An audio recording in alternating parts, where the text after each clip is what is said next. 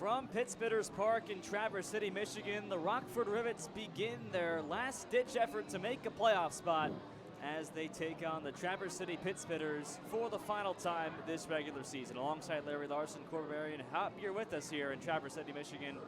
The Rockford Rivets come to Traverse City yesterday needing a big win to increase their playoff hopes, and they exit with just 3 hits. Yeah, they really needed a victory yesterday. They needed a victory the day before, and they have not been able to find that said victory. And Kalamazoo lost twice yesterday, so the door was wide open to pick up a game, and the Rivets just could not take advantage. You know, we talked about it throughout the broadcast yesterday. This Pittsburgh's team just does not stop. It started with Andrew Hoffman, their ace, you might say, the best starting pitcher in the Northwoods League. He only went 3 innings, didn't give up a hit, and then they went to the bullpen. The bullpen was lights out as well. Burakonak went 3 scoreless innings. Buchelaar went a scoreless inning. Andrew Nelson, Sam Benshooter. So it was all across the board a team effort for the Traverse City Pittsburghers, and that's what we've seen from them all year long. So it takes a full team effort on the other end of things to get the job done, and that's just something that the Rivets have struggled with all year long, especially stringing together hits and capitalizing on opportunities. You hear this crowd. It's the last home game of the regular year for Traverse City. A Friday night, fireworks night. I'd imagine 4,000 plus in the seats. It'll be quite the show for us here at Traverse City. It really will. And after the game last night in the locker room, the players knew that tonight was going to be packed. They were talking about it. They said they could not wait for tonight's game. They really want to win so badly, and they want to make the playoffs, which is unlike a lot of other summer ball teams. It's kind of rare to see, but Josh Keim's squad rearing and ready to go, not giving up hope just yet. Rockford and Traverse City, we can't wait for it too. First pitch coming up on the other side.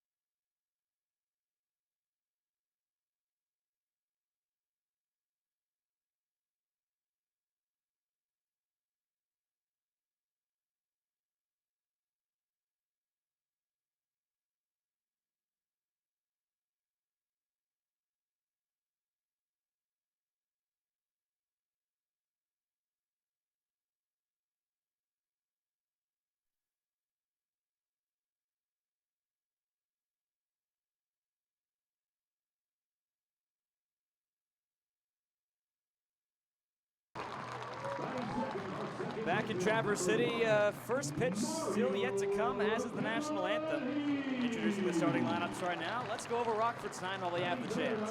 Rockford's lineup is really mixed up tonight. Matt Higgins moves up from the fourth spot to the leadoff spot. Caleb Durbin, Jake Vanderwall, Alex Steinbach, the top four.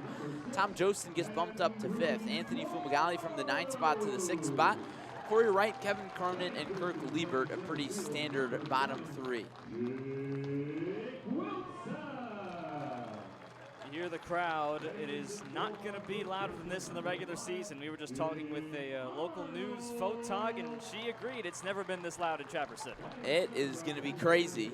And she said even during the Beach Bums days, they never got to this point. And of course, the Traverse City organization under new ownership this year, they brought in an outside marketing organization, and it's worked wonders. You know, we walked around downtown, beautiful Traverse City, I might add, great downtown area, lots of nice shops.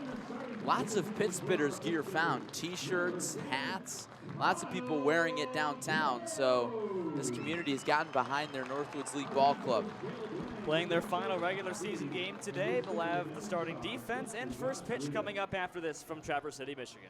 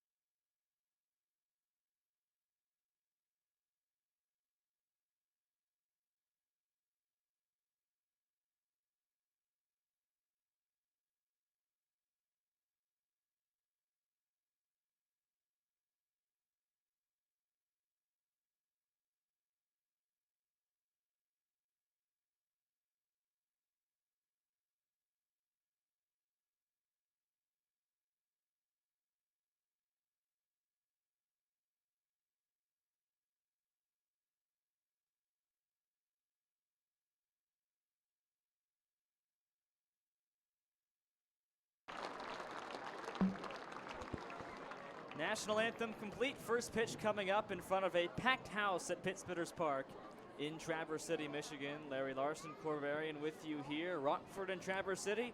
Regular season game number 70 for both these teams. Pit Spitters 50 and 19. Rockford 33 and 36. Still awaiting the color guard to exit the field. Most of the fans still standing. I'd imagine the first number in the attendance will be 4. We'll find out in the 9th inning, and we'll give it to you as soon as we get it here in Traverse City. And most of the fans wearing Pit Spitters gear, as we talked about. Walked around Traverse City today, one of the nicest towns you'll see in the Midwest, and a lot of Pit Spitter gear.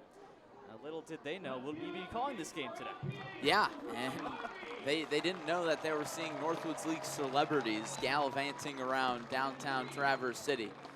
But what a place Traverse City is. Certainly the nicest town we visit, other than Rockford, of course, but a superb tourist destination here in Traverse City. Lots of international visitors, lots of people from other states. You could probably complete a map of the United States out of license plates you find on the streets of TVC. And lots of beaches, lots of good food options. So something for everybody here. And, of course, fantastic baseball. We played the license plate game, and we saw some exotic ones for certain.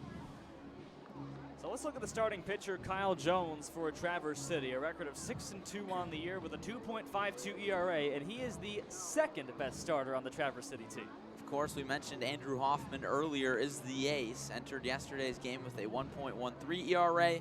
Jones not far behind with that 2.52. Pretty stellar himself. He comes into the game with a 6-2 record. He started 10 games, pitched 60 2/3 innings. He's allowed just 17 earned runs.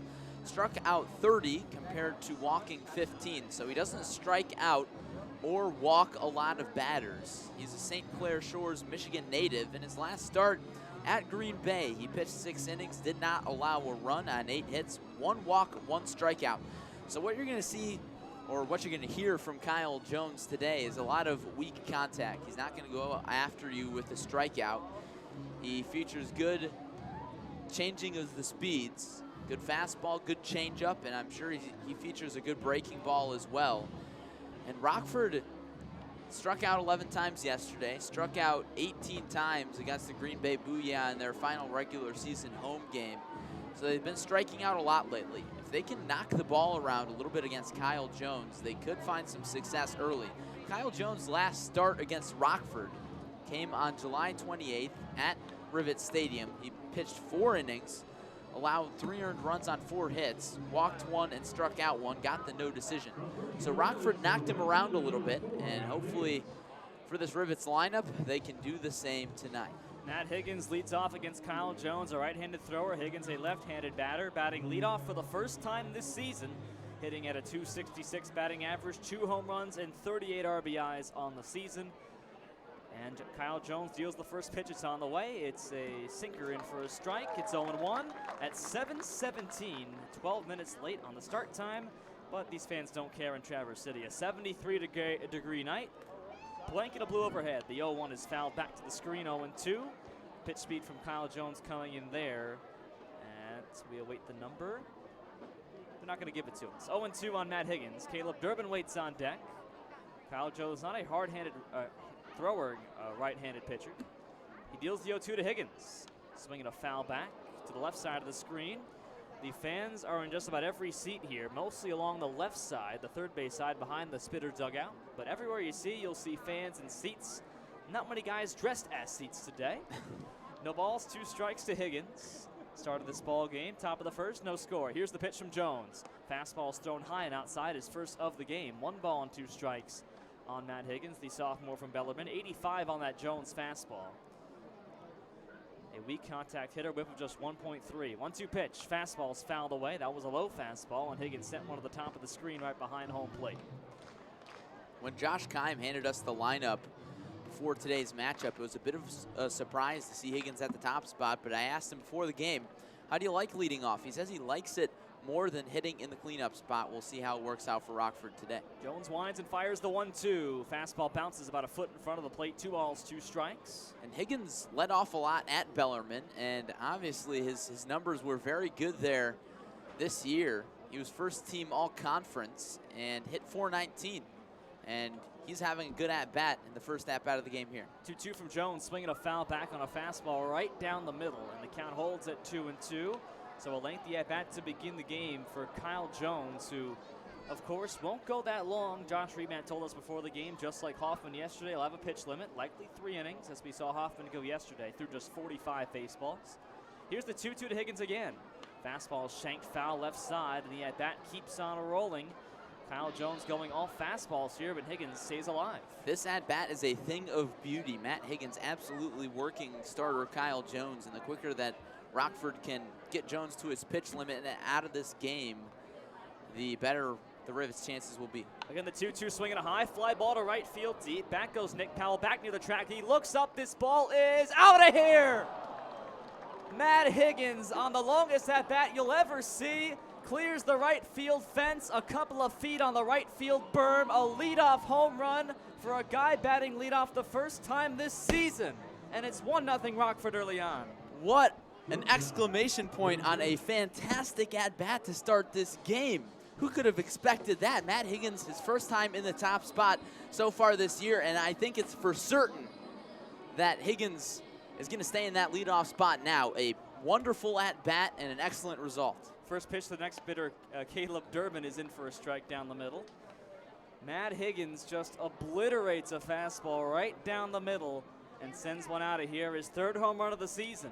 Here's the 0-1 to Durbin, the shortstop. Fastball is just below the knees. 1 ball, 1 strike. Durbin from Wash U St. Louis, batting .220.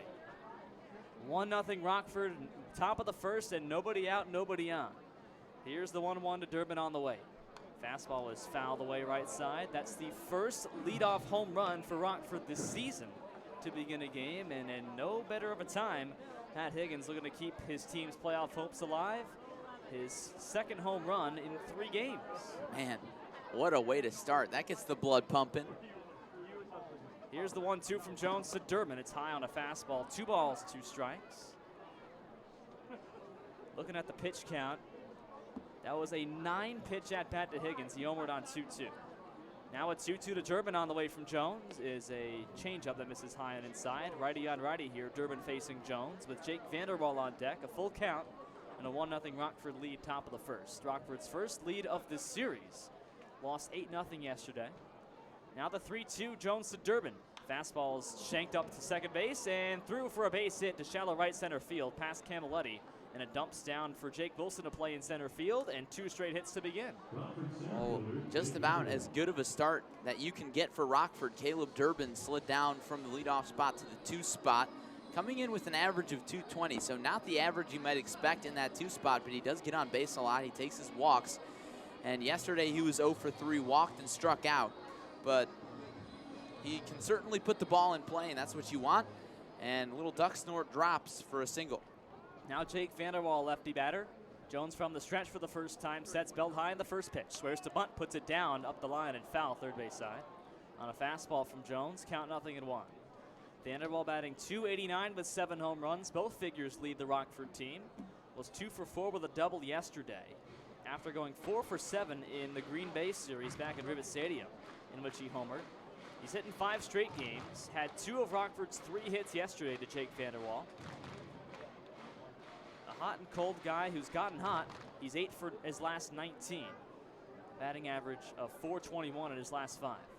0-1 from Jones, the pitch. Fastball's fouled away left side. It'll reach the seats and go beyond it, past the stadium, 0-2. One thing that's been really good with Vanderwall's approach lately, he's not afraid to go the opposite way. He's been really good with that lately. That ball hit off the stadium and a fan came up with that foul ball. Just about the only thing they can make noise about just yet. They'll be making some noise soon. No balls, 2 strikes. Vanderwall at the plate, open stance. Jones holds at the belt, the pitch. Fastball is shanked foul atop the screen, left side. Remains 0-2. 1-0 Rockford, top of the first. Nobody out. Caleb Durbin on first base. Matt Higgins, a leadoff home run to the pull side in right field. Not by any means a no-doubter, but it cleared this pitcher's park very much so. Rockford hits it out. No balls, 2 strikes to Vanderwall with Alex Steinbach due up next. Jones holds and fires. Fastball is low and inside. 1 ball, 2 strikes. What a start for Rockford, and this is the game they need to win. Kalamazoo playing Kokomo in this doubleheader today. The second in 2 games. They won the first matchup 10-2, that game just going final. So we'll have the playoff standings in just a moment. 1 ball, 2 strikes to Vanderwall. Jones holds, looking for his first down. And deals the 1-2 to Vanderwall. It's a curveball high. 2 balls, 2 strikes. Rockford wearing their road dark grays with gold lettering and numerals. Rockford across the front. And the Spitters wearing their road whites with white pants, red hats. Pit Spitters across the front in script and red numerals on the back. 2 balls, 2 strikes to Vanderwall. This long at bat once again. Jones deals. Fastball swinging a high fly ball to center. Chases Wilson back near the warning track. He looks up and has room to make the catch. Does so on the warning track. And Durbin has to trot back to first base. It's 400 to dead center field, so by no means a shallow part for Vanderwall, and he was 10 feet away from a home run. Yeah, dead center. It's 400, as you mentioned, and Rockford seems to have Kyle Jones' number here early on. 3 very well-hit balls. Durbin's not exceptionally well-hit, but nonetheless a drop for a base hit, and Higgins sent a ball out of here. Not something you see very often. 320 down both the lines, so a pretty deep ballpark here. And Vanderwall missed a home run by a few feet there.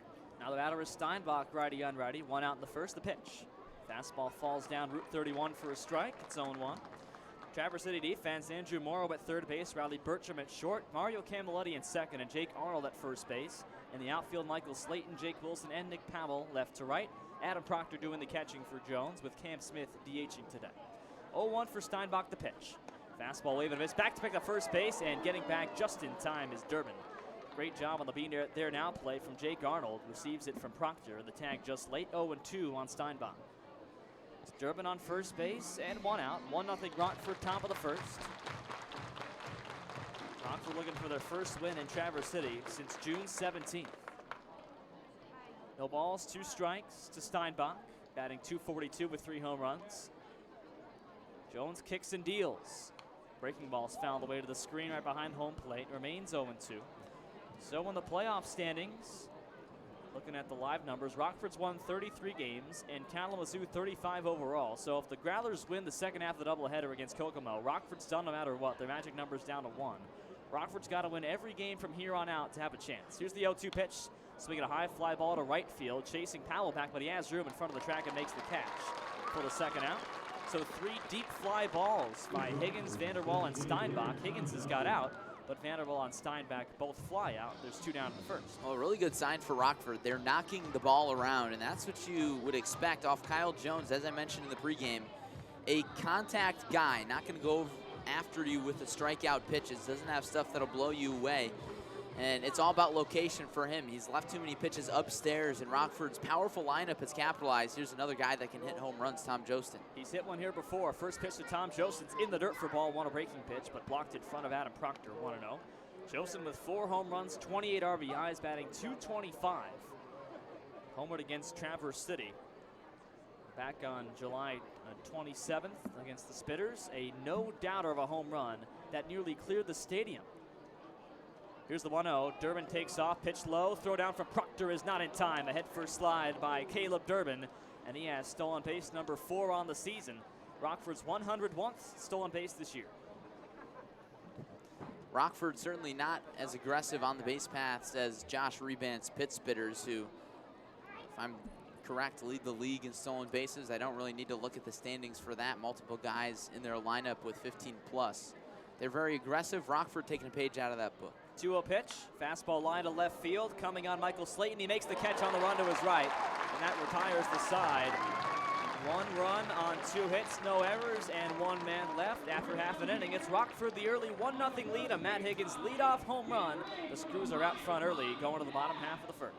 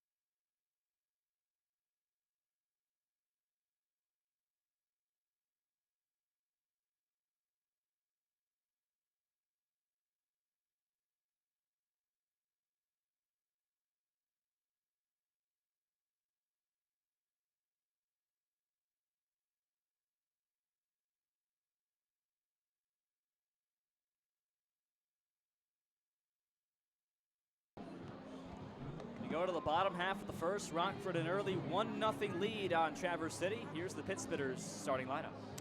Nick Powell in the top spot after Hudson Biorik gets the night off. Mario Camilletti, the All-Star and the Major League Dream Showcase player in the 2 spot. Back-to-back lefties to start. Michael Slayton, Andrew Morrow round out the top 4. Jake Wilson, Jake Arnold, Cam Smith, Adam Proctor, and Riley Bertram, shortstop for tonight's contest, batting 9th. And the man they're facing is Jordan Nelson on the mound, a guy who has quite a few appearances against Traverse City. He has pitched the most innings against the Spitters than any other Rockford player, an ERA of 3.51 overall this season. Yeah, he's pitched 17 innings against these Pit Spitters. Overall, he owns an ERA of 3.50 in 59 innings, which leads the team overall. He's got a very good strikeout pitch in his 12-6 curveball, 44 strikeouts to 24 walks. He's got good control and has been one of Rockford's best pitchers down the stretch. Here's the first pitch to Nick Powell. It's a fastball swinging a high fly ball to center field. Vanderwall scoots to his right, makes the catch on the run near the warning track. And that retires Powell for the first out. Let's look at the Rockford defense. Kevin Cronin, Jake Vanderwall, Matt Higgins from left to right across the outfield. Cronin moves out to left from third base. Jake Vanderwall in center. We don't see him out there often. He almost misplayed that fly ball. Higgins plays right, so Steinbach and Cory right on the infield corners. Caleb Durbin at shortstop, Anthony Fumagalli at second base, Kirk Liebert behind the dish for Jordan Nelson. So one away now, bottom first, 1-0 Rockford, nobody on. Mario Camilletti comes on, the sophomore from Oakland University. Batting .292, was 1 for 4 with a double and a couple of runs scored yesterday. 27 RBIs, and the walks leader on this team. Lefty batter with an open stance against the righty Nelson, who sets from the windup and deals the first pitch to Camilletti. Curveball is high and outside, ball 1. Camilletti was trying to show bunt, a drag bunt, but he held back. Curveball at 71 from Nelson, out of Iowa City, Iowa. Finished his junior year at the University of Dubuque, Division III product. 1 ball, no strikes. Here's the pitch. And a fastball is right down the middle from Nelson for strike 1. 1 ball and 1 strike. Mario Camilletti was a showcase player, 1 for 1 with an RBI in the Major League Dreams showcase in Madison, Wisconsin. Here's the 1-1 from Nelson to him. A fastball is in there for a strike of the knees. 1 ball and 2 strikes. The shade is covering the batter's box, but it's sunny up on the pitchers now. And of course, the shadows move left to right as the sun begins to set. 1 ball, 2 strikes. Nelson deals the pitch. Fastball plated in the dirt. 2 balls, 2 strikes. That one nearly hit Camilletti's foot, 2-2. Michael Slayton would be next, or will be next, the on-deck man. 1-0 Rockford, bottom of the first, 1 out and nobody on for Traverse City. 2 balls, 2 strikes, righty on lefty, Camilletti from Nelson. The 6'5" Nelson winds and deals the 2-2 pitch. Curveball swinging a ball hit off Nelson's glove, rolls between first and second, picked up by Fumagalli and has no play. Couldn't shovel it on to first. That ball hit off Nelson's glove, trying to scoop up the comebacker, and it rolled to no man's land on the right side of the infield, and an infield single for Mario Camilletti. Well, Camilletti sometimes gets the breaks because that's just the type of player he is. He hits the ball hard, but always hustles. Owns the best batting average in today's lineup at .292, increases there with that single. Nelson, a good defensive pitcher, reached out a little bit too far to try and field that ball that probably otherwise would have been fielded by Fumagalli at second base. Instead, gets knocked to the hole between first base and second base, and Camilletti is a 1-out base runner. Now Michael Slayton comes on, righty batter against the righty Nelson. From the stretch, the first pitch. Curveball swing and a miss from Slayton, 0-1. Was well out in front of that curveball from Nelson at 73 miles an hour. Slayton, the junior from Benedictine College, an all-star for this Traverse City team, batting .284 with 4 home runs, 29 extra base hits, second in the Northwoods League. No balls in the strike to Slayton. Now the pitch from Nelson. Curveball swinging a pop up to right center field. Pretty deep though. Moving over is Higgins in right field. He watches it hit off the wall. One hops the top of the wall. To third base goes Camilletti, being held there and now being waved home, and they've got everybody caught up. Throw comes home and it gets away from Lieber. Nelson picks it up. Nelson tags the man and Camilletti is out. I don't know what Traverse City was doing. They had 2 guys on the same base path. The ball overshot Liebert. Nelson backed it up from the second baseman Fumagalli, and he tags out Camilletti going to home plate. A base running mistake for Traverse City. Slayton heads up on third, and Camilletti's out at home plate. What the heck? That was just nuts. We've seen some wild base running in Rockford Rivets baseball, but bad base running on the Pittsbitters there. And now the Pittsbitters are arguing the call. First it was Camilletti, but Camilletti was the one who was tagged out at the plate, and he was arguing that Jordan Nelson had the ball in his bare hand and tagged him with his glove. I'm not sure which hand Nelson had the ball in, but he tagged Camilletti with his glove, and that's what him and Josh Rebant are trying to argue. But nonetheless, terrible base running by Michael Slayton. You really got to look at your third base coach, and perhaps maybe bad base running by Camilletti. He kind of almost ran into Josh Rebant, third base coach. He ran through a stop sign, I think. No reason for him to go. Oh, man, that was wild. Now the batter is Morrow with Slayton on third and 2 out. Here's the pitch from Nelson. Swinging a ball hit back up the middle to shortstop. To his left, Durbin picks it up and throws on to first in time, and that retires the side. No runs on 2 hits. No errors except one on the base paths, and 1 man left One inning down to the books. It's 1-0 Rockford over Traverse City.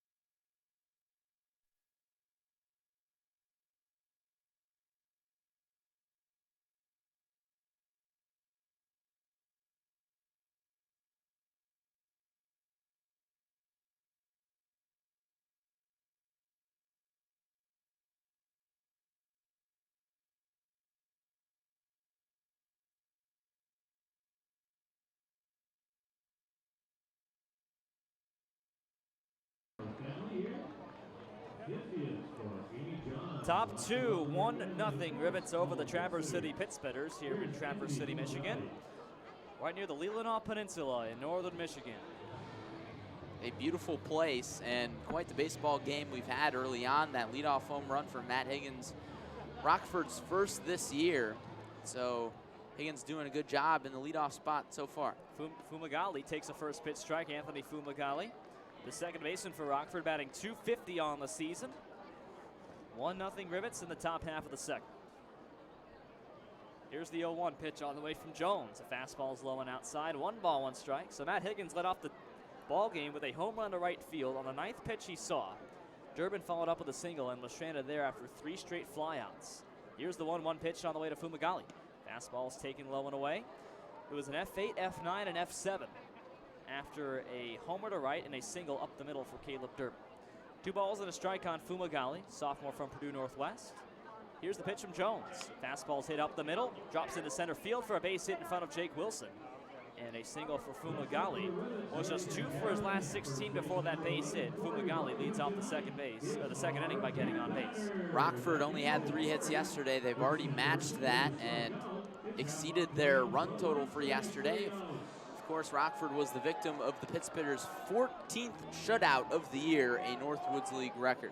They only extended their own record by doing that. I believe the previous one was 11. Now Cory Wright comes on, the first baseman for Rockford. He's 2 for his first 11, but hit yesterday. First pitch, squares to bunt, but lays off on a fastball low and inside for ball 1. Cory Wright, a left-handed batter against the righty Kyle Jones, so pitcher on pitcher, you could say. Cory Wright, a two-way player. Had a base hit in center field yesterday, his first base hit to the outfield this season. 1 ball, no strikes. Jones rocks and deals, squaring to bunt. Wright puts it down first baseline, a drag bunt.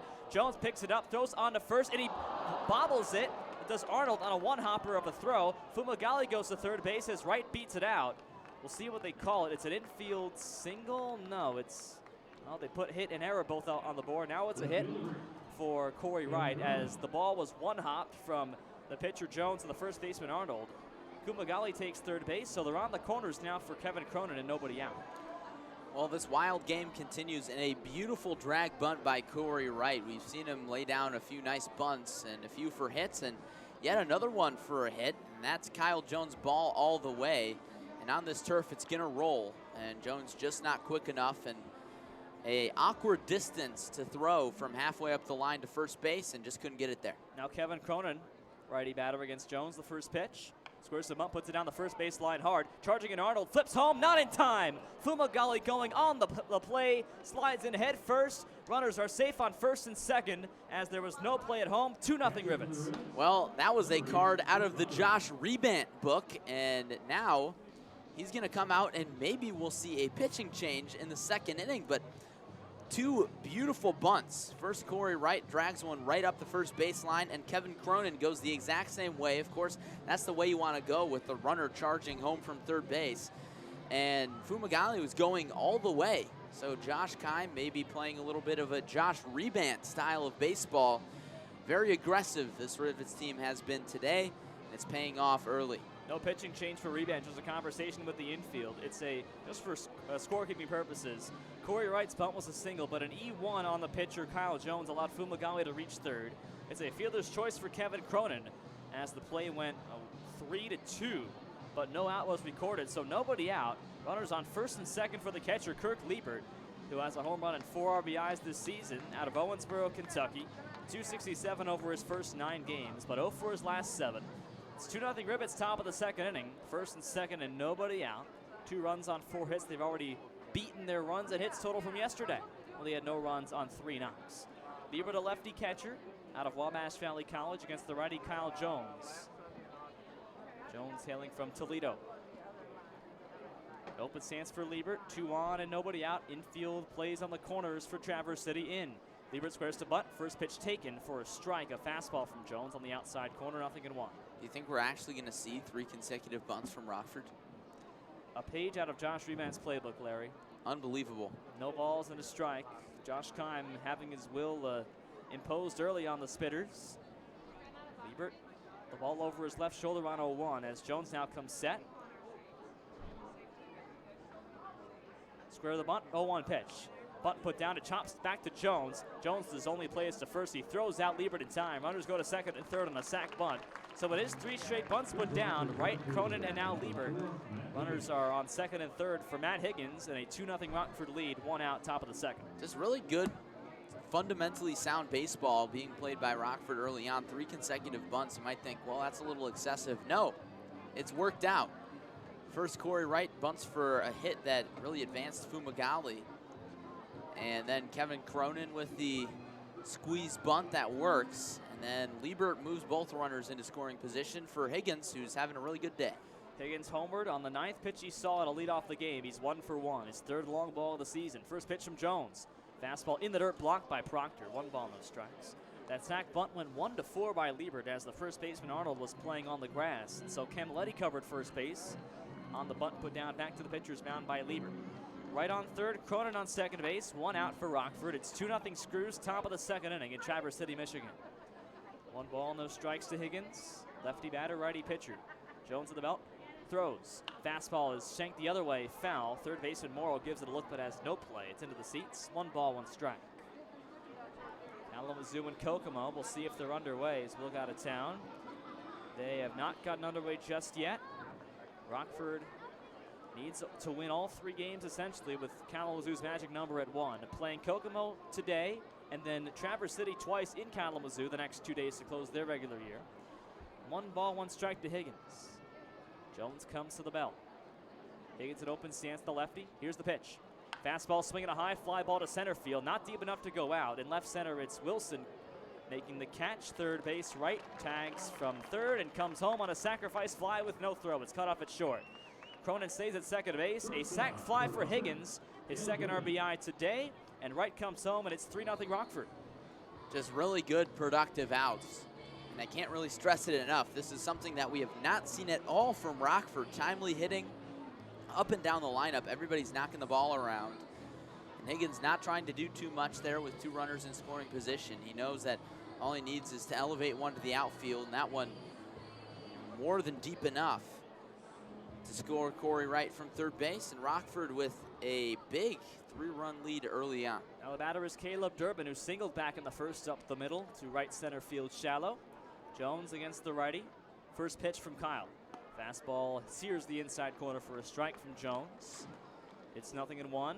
Pitch speed of 82 from Kyle.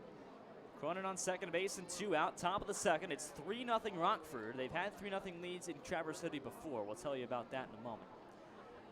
0-1 from Kyle Jones to Durbin. He throws. Fastball was taken outside. 1 ball and 1 strike. So looking at the Rockford schedule, at least the season series against Traverse City. Their last series here, they lost a pair of games, 5-4 and 6-4 on July 27th and 28th. In game one, they battled back from being down 4-0, tied it up at 4, and lost the lead in the 8th. 1-1 Durbin. Kyle Jones holds and fires. Fastball low and away. But in game number 2, Rockford had a 3-0 lead in the first inning of that game. Scored 3 first-inning runs, a Tom Joseph 3-run bomb, but they lost that lead in the game 6-4. They were tied at 4 in both games and lost them both in the 8th to Traverse City. So Rockford's been up 3-0 before at Pittsburgh's Park early on, and they've let it go by the wayside. Rockford is 1-4 in this stadium. 2 balls and a strike to Durbin now. Jones deals. Fastball is shanked foul, right side. It'll hit off the top of the stadium, 2-2. Rockford can't let that happen again, and that's kind of the epitome of how Rockford lost games earlier this year, as the bullpen blowing at the starting pitchers, just running out of gas. But as of late, it's been the lineup that has cost them games, not able to come through with timely hitting. But today, it's been a different story. Hopefully, they can hang on. Cronin at second with 2 out. It's 2-2 on Durbin, righty on righty. Jones's pitch. Breaking ball is grounded out to second base. At 2 hops, Camilletti on to first, and plenty of time for the out. And that retires the side. So Rockford increases their lead. 2 runs on 2 hits, a sac fly by Higgins, and a bunt play brings the run home by Kevin Cronin. And the Screws lead at 3-0, going to the bottom half of the second in Traverse City, Michigan.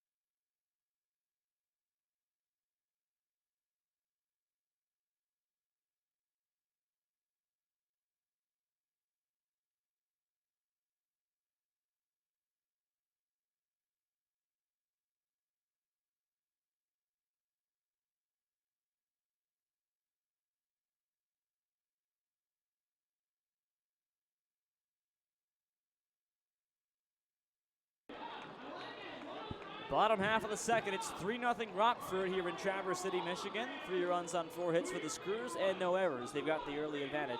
Jake Wilson, Jake Arnold, Cam Smith, 5, 6, and 7 for the Pit Spitters in front of a near sellout crowd in Traverse City, Pit Spitters Park. Jake Wilson, the center fielder, leads off against Jordan Nelson, who has a 3-0 cushion. Yeah, it's certainly easier to pitch with the lead, as we discuss plenty in almost every broadcast. And Nelson, a guy that can go the distance for Josh Keim, but he pitched just 2 days ago versus Green Bay in 4 innings of relief. We'll see how short the leash is tonight. Wilson, the center fielder, swings and misses for a strike. Wilson batting .277 with 2 home runs, 44 RBIs, one of the best players on this team, playing a 62nd game. This is the 70th Pit Spitters game. Here's the 0-1 from Nelson on the way, and a breaking ball falls low. 1 ball, 1 strike on Wilson out of Bowling Green State, native of New Lowell, Ontario, the only Canadian on either team. Wilson in his last 8 games batting .400.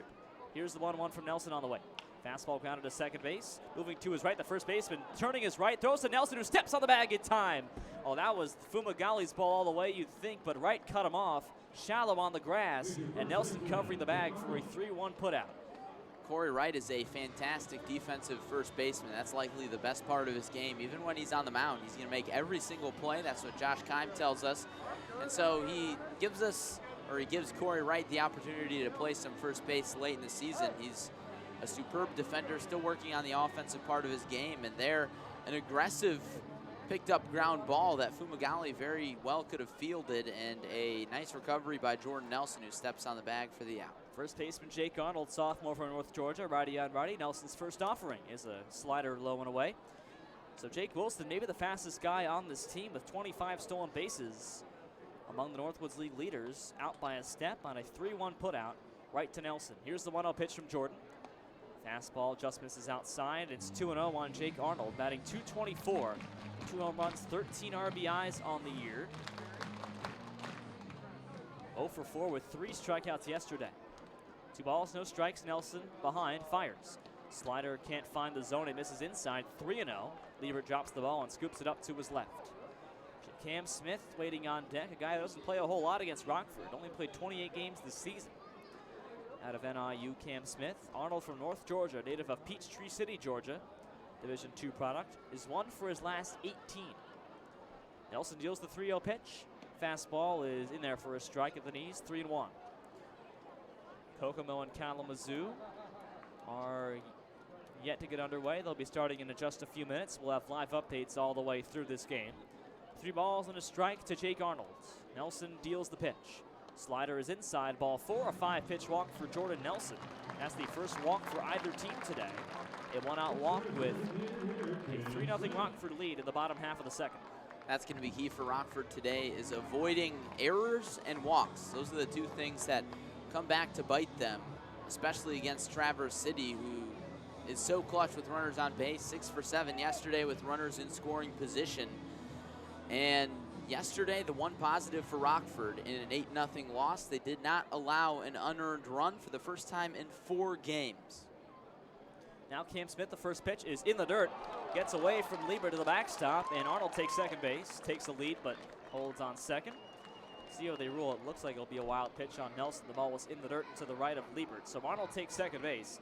He's in scoring position for Cam Smith, who is a .242 batter, albeit played just 28 games this season. 11 RBIs and a home run, the sophomore from NIU. 1 ball, no strikes from Nelson to Smith. Righty on righty. Smith just 1 for 15 versus Rockford this season in 4 games. Nelson holds, leans in for the sign on 1-0 with 1 away, and Arnold at second. 3-0 Rockford. He throws the pitch. Fastball low and inside. It gets away from Liebert. A pass ball this time off his glove into the backstop, and Arnold takes third base freely. So 2 free bags on a wild pitch and a pass ball between Nelson and Liebert brings Arnold 90 feet away. And that's another thing that Rockford has really struggled with as of late. Kirk Liebert behind the dish. He's a workhorse for Josh Keim. He wants him in the lineup because of his bat. But behind the plate, you can tell he's really getting gassed at this point in the season. Lots of balls getting past him as of late. Can't afford another one here. 2-0 on Cam Smith. Corner infielders play in for Rockford. Here's the pitch. Fastball's right down the middle for a strike, 2-1. Arnold on third base in sac fly position. Cam Smith with 5 sac flies this season, tied for the team lead with 2 other players. 11 RBIs, 2-1 pitch. Curveball's outside, 3-1. Liebert slides to block it to his right. And Smith ahead in the count, 3 balls and a strike. Adam Proctor would be next to catcher with 1 out. A 3-1 count on Cam Smith. Rockford a 3-0 lead, bottom 2. Nelson holds straight out from the windup, 3-1 pitch. Fastball is fouled away right side, clears the seats off the top of the stadium, this hotel-style stadium, off the roof, and it rolls down to the concourse, 3-2. And now that those 2 pass balls, wild pitches, allowed Arnold to get up to third base, now it prohibits Wilson, doesn't really prohibits, but inhibits Nelson from throwing his curveball. 3-2 curve is inside, ball 4. He threw it anyway, and he missed inside to Smith. Runners are on the corners now for Adam Proctor, the catcher, who has 3 home runs and 26 RBIs this season, but the double play ball is in effect for the Rockford defense. 2 walks consecutively to Arnold and Smith after a leadoff ground out. And Josh Keim comes out to talk with Jordan Nelson. No one's warm in the Rockford bullpen. So instead of Adam Carey, it's Josh Keim to talk with Jordan Nelson. Perhaps some strategy involved, not just pitching, with runners on the corners. And the tying run, Adam Proctor coming to the plate with 1 out in the bottom half of the second. I think this is certainly more likely than not a strategical, tactical talk with the entire infield, but also almost a rah-rah speech. Josh Keim knows that Rockford can't let this 3-run lead get away from them. They want to come back to bat in the top half of the third with a 3-zip lead. You don't want to let Traverse City back in this game because Rockford has very little wiggle room. They must win especially with Kalamazoo taking the first game of the doubleheader. So no room for error here, and this is shaping up to be an interesting inning. First pitch to Proctor, fastball is low, ball 1. Adam Proctor, the sophomore from Michigan State, 0 for 3 with a walk and a run scored yesterday. Just 1 for his last 11, but 3 home runs, 26 RBIs, batting average of just 188. 1 ball, no strikes. Righty on lefty, Nelson deals. Up and away, 2 balls and no strikes. Arnold on third, Smith on first. 3-0 Rockford. A tying run, and Adam Proctor is at the plate for the Traverse City Pittsspitters. 2 balls, no strikes. Nelson holds at the belt from the stretch. Throws back to first base. Wright makes the catch wide of the bag. Remains 2-0. So some strategery, as a certain political figure would say, from Josh Keim to Jordan Nelson and the rest of the infield. See what he calls up.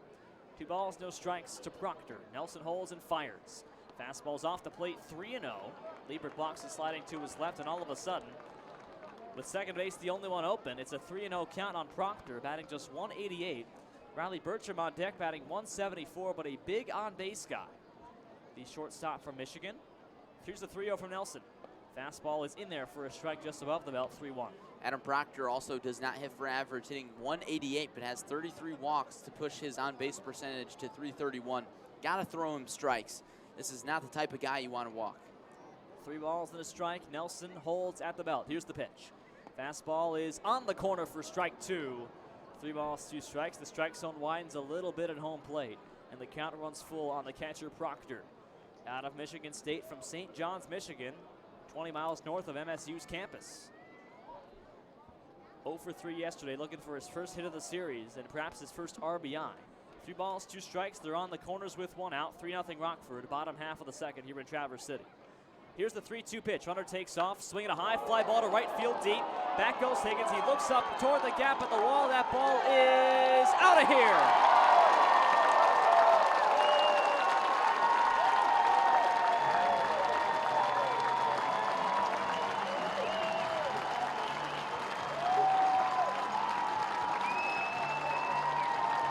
Proctor clears the right center field wall.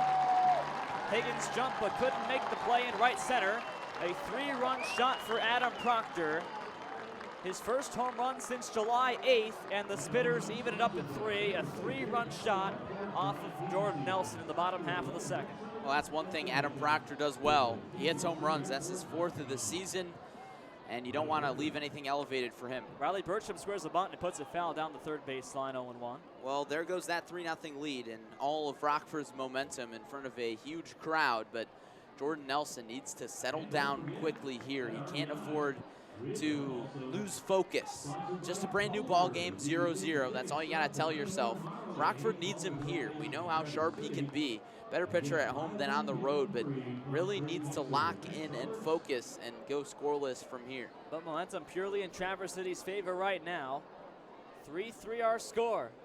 Here's the 0-1 pitch to Bertram, and he curveballs down the middle for strike 2. No balls, 2 strikes. Action in the Rockford bullpen. It may be Adrian Santiago. We're squinting and trying to look. We'll keep you updated. No balls, 2 strikes to Bertram. Righty on lefty, Nelson's pitch. Fastball is grounded to first base and foul wide of the line. First base coach picks it up and throws back to the Rockford dugout. Waiting for a number. We'll get it when we have it. You heard the roar of the crowd on that home run, as loud as we've ever heard at Pittsspitters Park. No balls and 2 strikes to Bertram, the shortstop from Michigan, with 1 away. 3-3 our score, bottom 2. Nelson deals the pitch. Curveball's high and away, 1 ball and 2 strikes. Do you have a number? It may be Anthony Halabecki. That's what it looks like to me, a hard-throwing right-hander. Looks like it. So number 29 out of Notre Dame. 1 ball and 2 strikes. Halabecki, who threw 3 shutout innings his last appearance for Rockford. Nelson holds and deals the 1-2 to Bertram. Curveball is popped up, shallow center field. In comes Jake Vanderwall from center. A long run to get there, and it drops in front of him.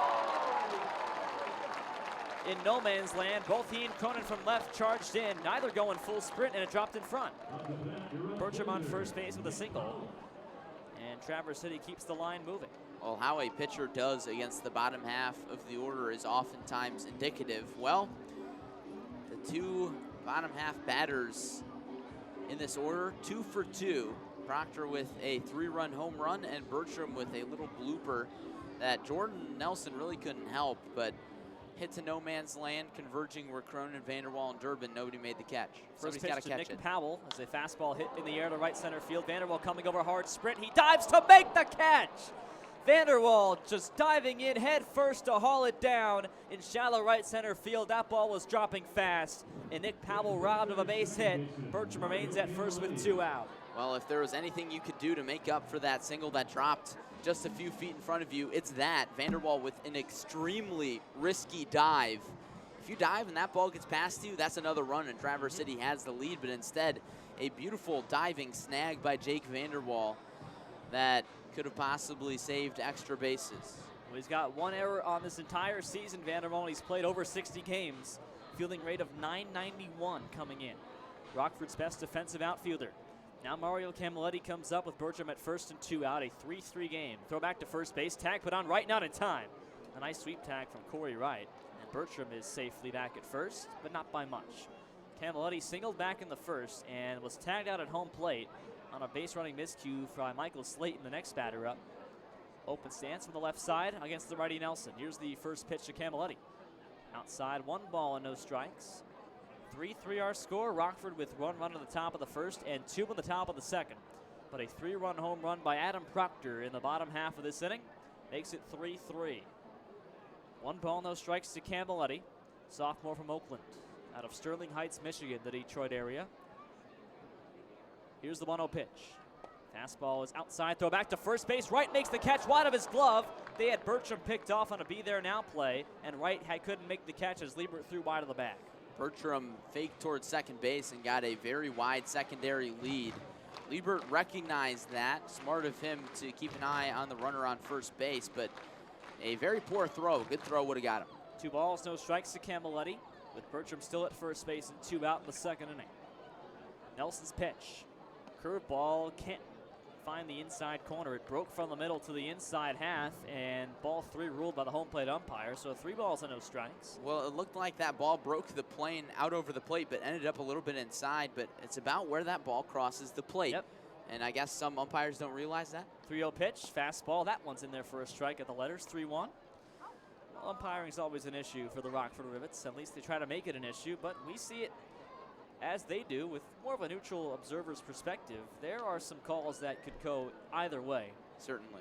3 balls and a strike to Camilletti. Throw back to first, and Wright doesn't tag this time. Well, I try not to criticize the umpires. Again, this is a developmental league. They're developing their skills as well, and we see some really good umpiring in this league, but we also see our fair share of bad calls and bad strike zones. Here's the 3-1 pitch. Bertram takes off, pitch in there for a strike, and Bertram slides in safely with no throw down from Liebert. A curveball broke over the inside half of the plate this time, and it's 3-2. Stolen base number 2 for Riley Bertram this season in just 29 games. So he steals a bag. Traverse City now 7 for 8 on stolen bags this series. 3 balls, 2 strikes to Camilletti, with Slayton waiting on deck with 2 out. Nelson shakes off a few signs from Liebert, now has it, sets at the belt. Payoff to Camilletti, here it comes. Breaking ball grounded foul first base side into the Rockford dugout. Remains 3-2. And this at-bat will move on to a 7th pitch. Nelson's pitch count now at 42, 24 of them strikes. So a strike to ball ratio of 57%. In 1 2/3 innings, a 3-3 game, bottom 2. Bertram on second base with 2 out. Full count to Camilletti. Pitch number 7 coming up, but Nelson calls time. Vanderwall made a great catch earlier in this inning off Nick Powell. And now Camilletti coming up with 2 out. Vanderwall's dive saved a single, and had he not made the catch, it would have been 4-3 Traverse City. 3-2 to Camilletti. Here's the pitch from Nelson. Inside, ball 4, a curveball misses low. And Camilletti walks to put 2 on base for Michael Slayton. First and second for the Spitters. Well, the theme for this inning has certainly been the walks. 3 walks from Jordan Nelson, and he's fallen behind on almost every batter. Jake Arnold walked and scored. Cam Smith walked and scored, both on that 3-run home run from Adam Proctor. And it looks like that's the end of the chain for Jordan Nelson. That's all, and Anthony Hollebecki will come on. Josh Kime, knowing the gravity of the situation and knowing that Jordan Nelson is fresh off 4 1/3 innings just a few days ago against the Green Bay Booyah in relief, goes to his bullpen in the 2nd inning of play in this must-win game for the Rockford Rivets. It's a 3-3 score. Nelson exits, Holubecki comes in. The numbers on the Fighting Irish member are on the way.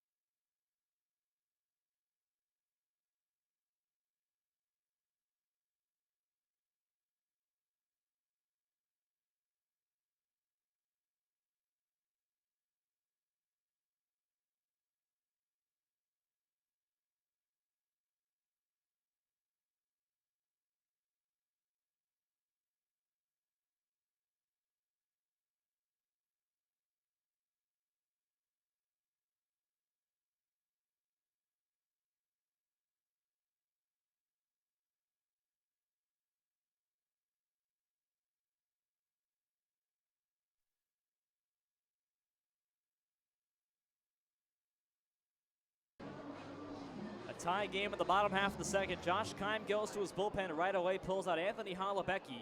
ERA of 7.07. 1-1 is his record on the year for the Notre Dame Fighting Irish product. 6'4", 195 right-handed thrower. Facing Michael Slayton to lead off his appearance with 2 out and runners on first and second. 3-3 game bottom 2. So a long bullpen outing will be needed for this Rockford team who used 4 pitchers yesterday. Righty on righty. Holubecki on Slayton. Holubecki sets at the letters with 2 out. First pitch to Slayton on the way. Fastball is down the middle for a strike. He throws hard, does Holubecki. That pitch speed of 84, not the fastest we'll see from him today. He throws the ball really hard, and hence control is one of his not strong suits. And he looked really good his last time out. 3 innings of scoreless relief. A look to build on that tonight. Rockford needs him. Here's the 0-1 to Slayton, the pitch. Fastball is low this time. 1 ball, 1 strike. Bertram on second base. Camilletti on first. Jordan Nelson with a ground out to Wilson. Jake Arnold's walked. Cam Smith walked behind him. Proctor sent them all home, a 3-run home run. Bertram singled. Powell lined out, then Camilletti walked. Now Michael Slayton comes up against Holubecki. 1 ball, 1 strike to the utility man from Benedictine. Righty on righty, here's the pitch. Fastball, check swing, it's in there with an ease for strike 2. 1 ball and 2 strikes from Anthony Holubecki to Michael Slayton. Andrew Morrow would be next. Slayton, the 8th man to come to the plate in the second inning. They've gotten 3 runs on 2 hits, have the pit spitters, and 3 walks in the frame. All off Nelson. Both runners on base, the responsibility of the Rockford starter. A ball and 2 strikes to Slayton. Holubecki sets at the letters. Rockford across the chest. Here's the 1-2 pitch. Swinging a pop-up behind home plate. Will reach near us and hit off the roof of our press box. 1 ball, 2 strikes.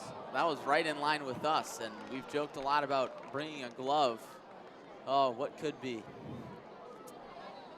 1 ball, 2 strikes. They're just underway in Kalamazoo. We'll have updates all night long. No score on the top of the first there in southern Michigan, or western Michigan.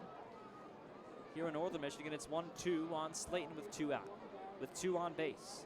Holubecki's pitch. Curveball up and in. 2 balls, 2 strikes.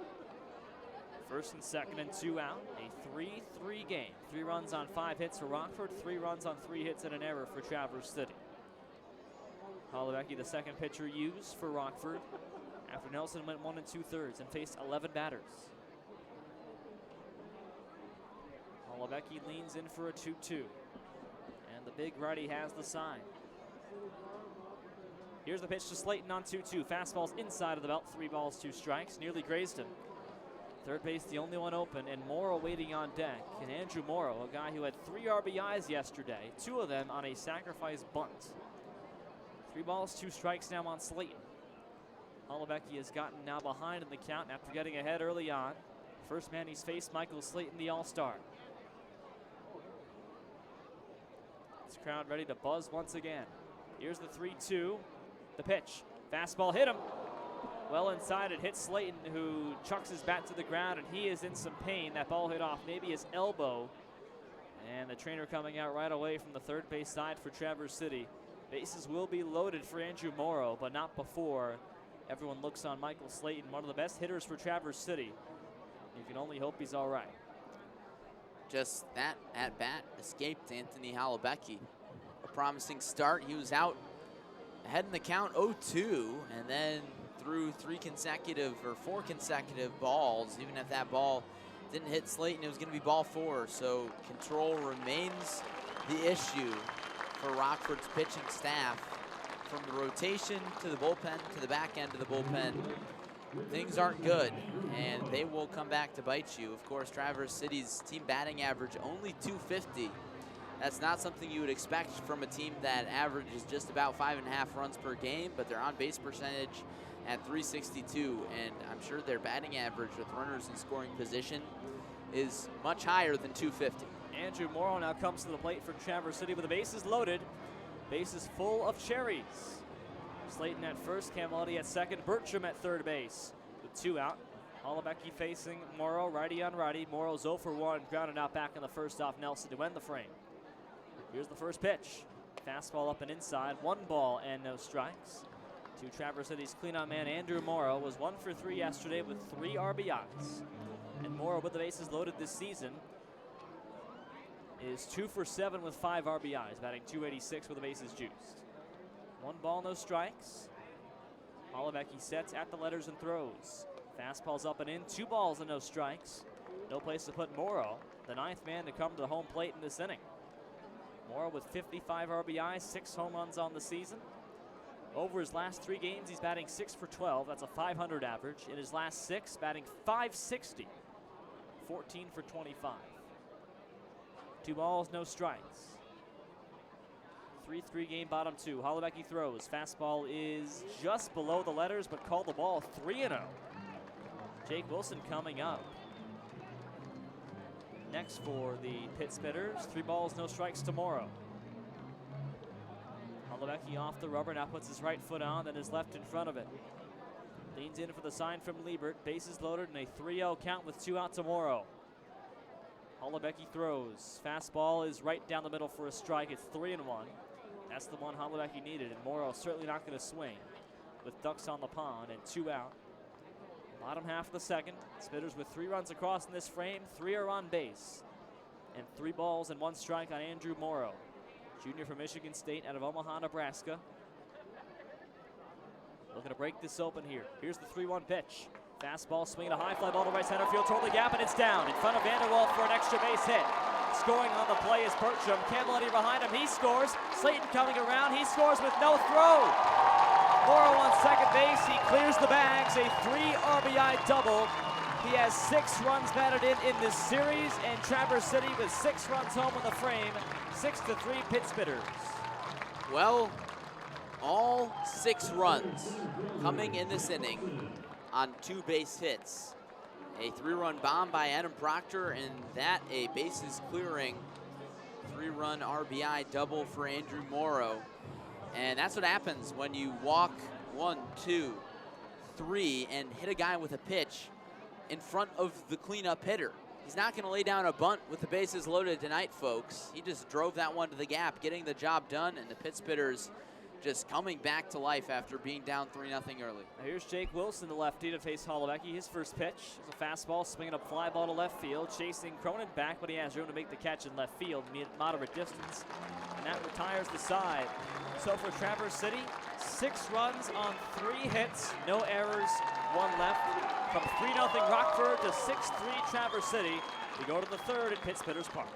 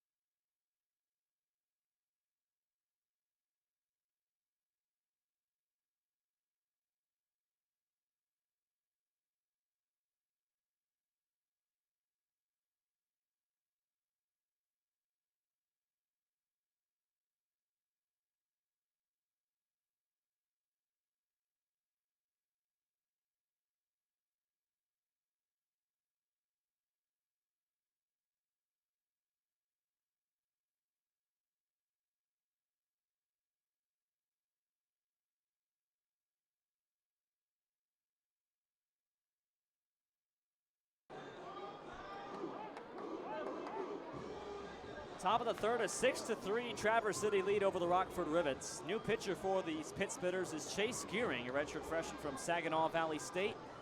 ERA of 3.31, a record of 2 wins and 2 losses, facing Jake Vanderwall to lead off the top of the third. Gearing from Troy, Michigan, a long inning guy after Kyle Jones goes just 2 innings. Here's the first pitch to Vanderwall on the way, and a curveball falls high for ball 1. So Gearing, who has appeared 16 times previously, but his last 3 appearances have been starts, 2 of them against Rockford. Against the Rivets, he owns a 1-0 record.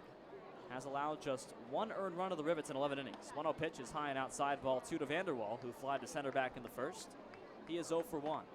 So Kyle Jones with 2 innings, 3 runs, 2 of them earned on 4 hits, threw 45 pitches through 2 innings. 2-0 on Vanderwall.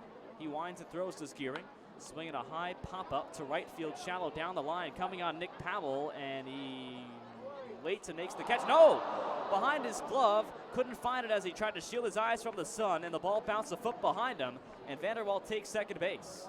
Well, that's certainly a way to start a comeback. Rockford took the momentum early on and now will take anything to get things shifting back their way. This Pit Spitters team just doesn't stop. A rare, probably an error. It's an error, but E9. So it gets called as an error, something that has been an issue for Rockford. But this time they turned the tables, and Vanderwall hit that one to the right spot. Just a few rays of sunlight left out in right field, and Powell has trouble with it. Now Alex Steinbach, who's 0 for 1. Righty on righty, Gearing from the stretch. Vanderwall takes off. Throw is down from Proctor. It's high to third base. Morrow off the bag, leaping up to make the catch on an outside fastball. 1 ball, no strikes to Steinbach, and Vanderwall takes third base. Stolen base number 18 for Jake. I don't know if I agree with that send with nobody out, but nonetheless it works out. A high throw from Proctor and another run for Rockford just 90 feet away, so it all works out. 1 ball, no strikes to Steinbach. Gearing sets, the righty deals. Fastball's in there for a strike down the middle. 1 ball, 1 strike. Steinbach fly to right back in the first. He is 0 for 1. Steinbach, the University of Illinois commit out of Parkland Community College. A JUCO All-Region team member, 343 in JUCO this season. 1 ball, 1 strike to him, righty on righty. Gearing deals. Fastball's at the knees for a strike call, 1-2.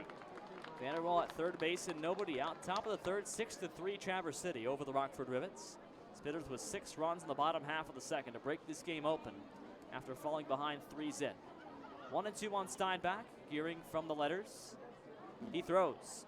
Fastball's in the dirt, low and outside. 2 balls, 2 strikes. Well, I guess Josh Kimes trying to get the sac flying effect right away and send Vanderwall to third base. Might as well. Rockford, you know, the 3-run lead is not the end of the world. This offense can produce more than 3 runs in a game. They already have. 2 balls, 2 strikes.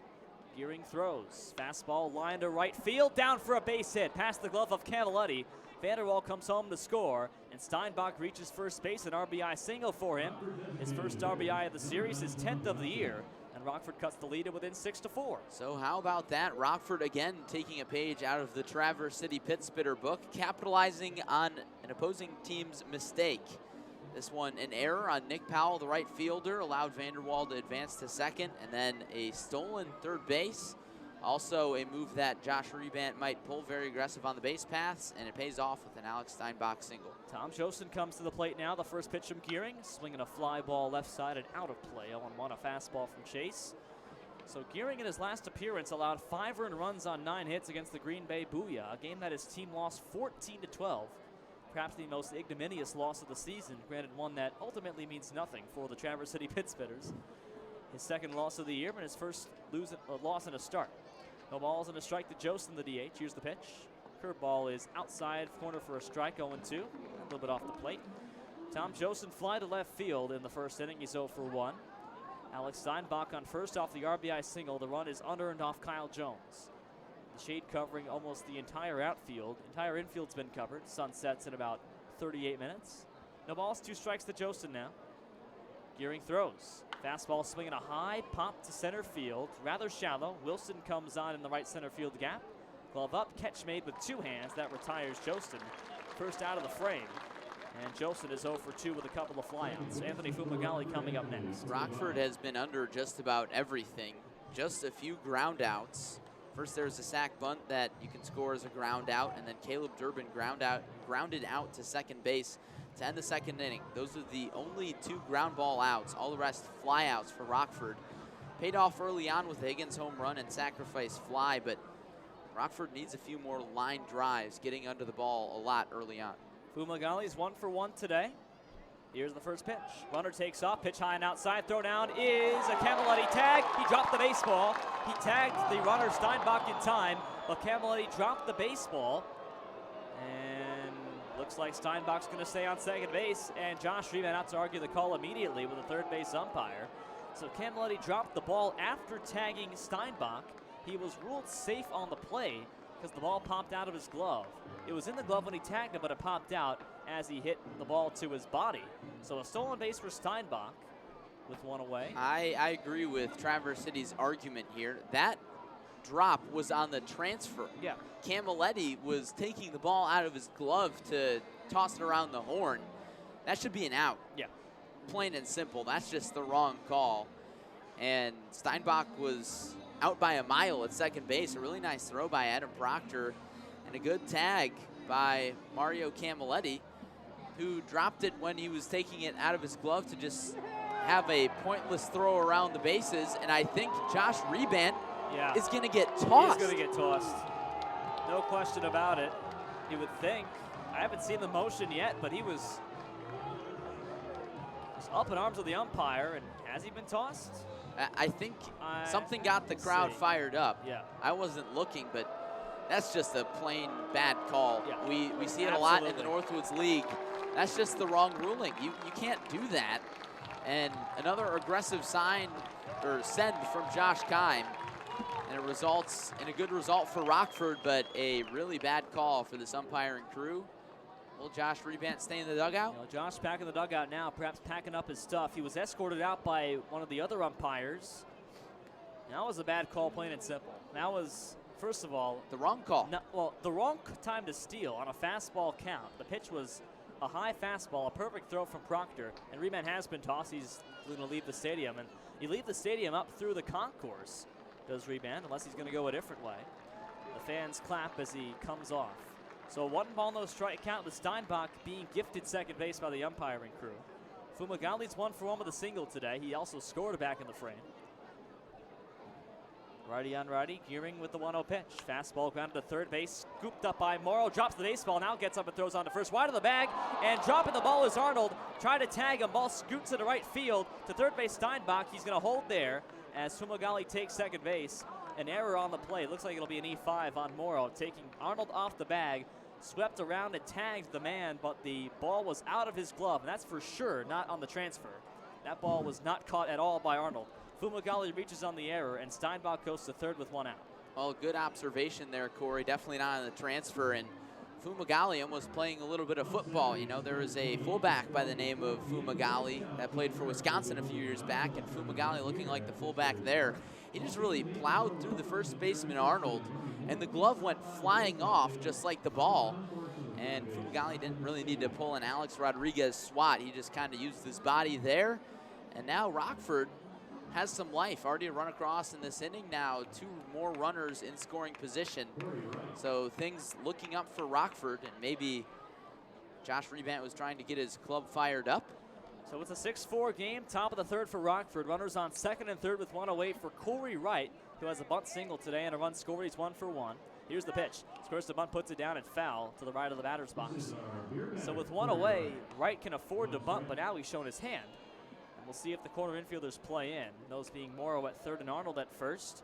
But Steinbach, who doesn't have a whole lot of wheels, coming down the line at third base. We'll see if he goes on contact here. Will Josh Keim run another squeeze play? Rockford's bunted 3 times in today's game. They came in succession. Fumagalli, Wright, and Wright, Cronin, and Liebert back in the second. No balls and a strike to Cory Wright, the first baseman. Here's the 0-1 pitch. Squares to bunt, does not put it down. It's in there for a strike on the outside corner. A fastball from Chase Gearing.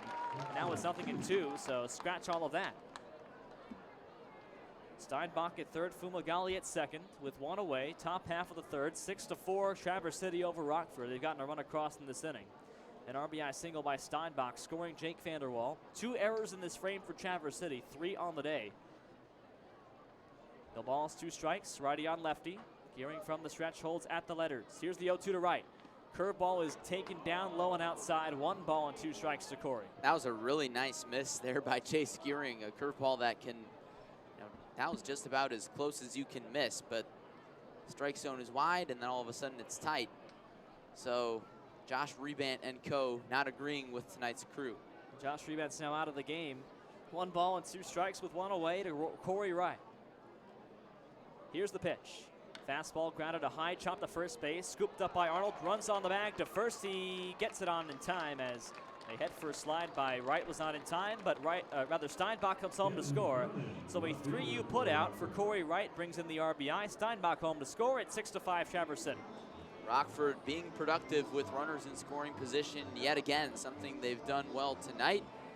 They did very poorly yesterday just getting runners in scoring position. They were 0 for 1, I believe, last night with runners in scoring position. And 0 tonight, for 1.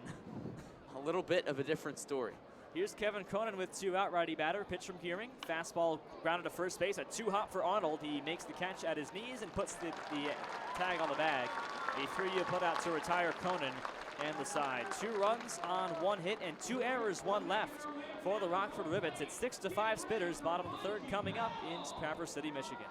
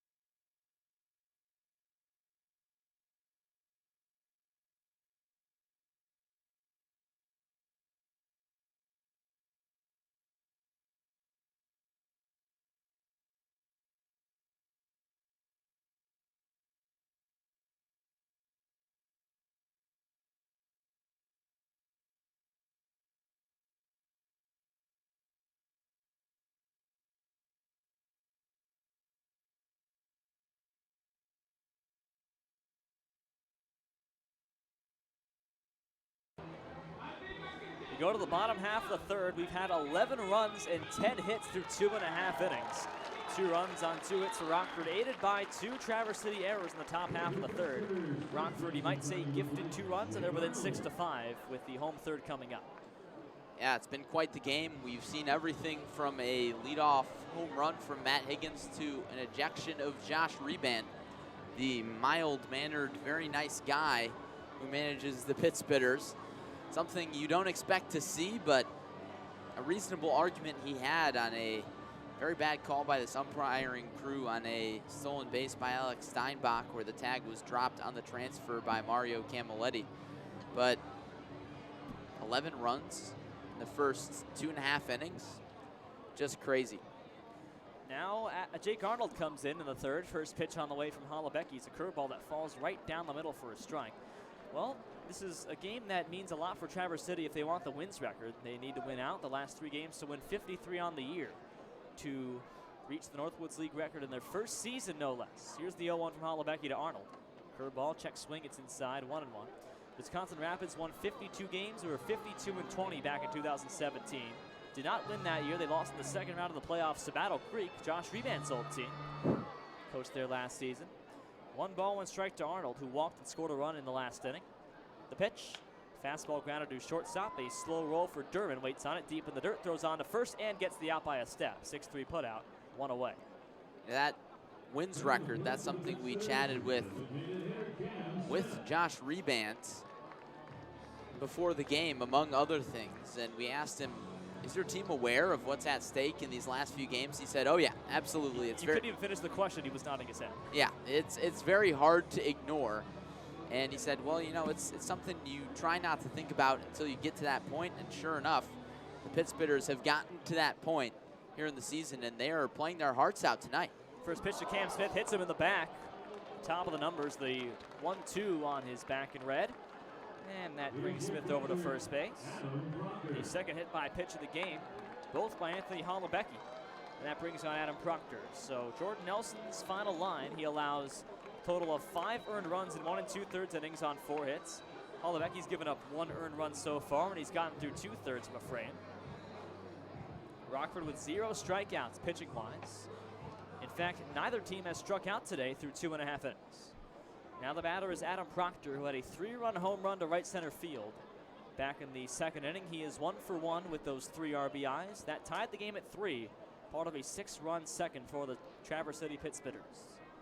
Lefty batter with an open stance, sophomore from Michigan State. Hollebecky holds at the letters. Here's the first pitch to Proctor. High and outside, ball 1.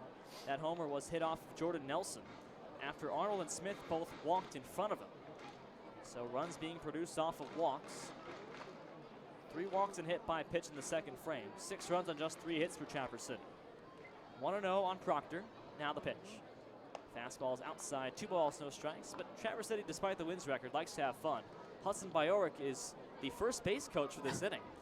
Shook hands with the first base umpire, so he's just come into the game as the first base coach for the Spitters. 2 balls, no strikes to Adam Proctor, the catcher. Hollebecky holds and throws. Fastball's outside, ball 3. So Bajorek, who was in the lineup originally, but a change earlier this afternoon, was taken out of the lineup. He's now been as the first base coach for the Traverse City Pittsbitters in their final regular season home game. Maybe just some housekeeping, giving Bajorek, who's the everyday leadoff man, some rest before the playoffs. 3-0 pitch on the way. It's a fastball for a strike down the middle. 3-1 to Proctor. Of course, it's your 36th and final home game of the regular year, so why not have some fun, wins record or not? Rockford's had Jimmy Burnett as their first base coach at times this season, normally where the hitting coach is. 3 balls and a strike to Adam Proctor. Cam Smith at first, the pitch. Fastball can't find the outside corner. It's just off the plate for ball 4. And a 5-pitch walk for Proctor puts 2 on base for Riley Bertram. 6-5, Traverse City, bottom of the 3rd. Spitters at the bat with a ground out to Jake Arnold and a hit by pitch and a walk following that. 1 out and 2 on for the shortstop Bertram, who's 1 for 1 today. Just free passes abound. There are more free passes issued by the Rockford pitching staff than hits today. Traverse City 6 runs on 5 hits. And a handful of those runs, in fact, all of them with the exception of 2, have scored on either hit by pitches or walks. Gotten on base rather, and then came around to score. Here's Riley Bertram, first pitch on the way. Fastball is low and outside, ball 1. Bertram, the shortstop from the University of Michigan out of Zionsville, Indiana. Batting just 174 coming in, but singled back in the second and scored a run after stealing a base. Came home on the Andrew Morrow 3 RBI double. All 6 runs coming home on a pair of 3 RBI hits. 1 ball, no strikes on Bertram. The righty Hollebecky, the lefty Bertram, the pitch. Fastball, swing and a miss. 1 ball, 1 strike. We have not seen that a whole lot today. A swinging strike, that might be 2nd or 3rd all game. Yeah, we have not seen that at all. Both teams making contact no matter what, whether it be a home run, we've seen 2 of those tonight, or a ground out or a plethora of flyouts, but no strikeouts for either side. Here's the 1-1 pitch to Bertram, square to bunt, and the ball is inside, 2-1. Bertram held the bunt all the way, but the ball was inside, so it's 2-1. Bertram's on-base percentage coming in of .306. In his 28 games he's played, he's reached base in 26 of them. Make it 27 out of 29 with a single last inning. 2 balls and a strike. Hollebecky leans in, now has the sign. 1st and 2nd, 1 out. 6-5, Traverse City, the pitch. Up and away with the fastball, 3-1. Nick Powell waiting on deck. Double play ball in effect with Smith on second, Proctor on first. Middle infield playing in double play position. 3-1 the count to the shortstop Bertram, who walks a lot. 16 walks in his first 28 games. Lefty batter, righty hurler. 3-1 from Holobecki. He deals. Fastball's up and away. Ball 4 on a 5-pitch walk to Bertram. So after a leadoff ground out, it's been hit by pitch, walk, and there's 3 on base now for Nick Powell, but he might not be facing Holobecki. There's been action in the Rockford bullpen. Looks like Colin Kelly is coming out of the Rockford pen as Josh Keim trots onto the turf field to take the ball from his right-hander, Anthony Holobecki. He exits with 3 on base, his responsibility, and a 6-5 Traverse City lead bottom half of the third. Numbers on Colin Kelly coming up after this.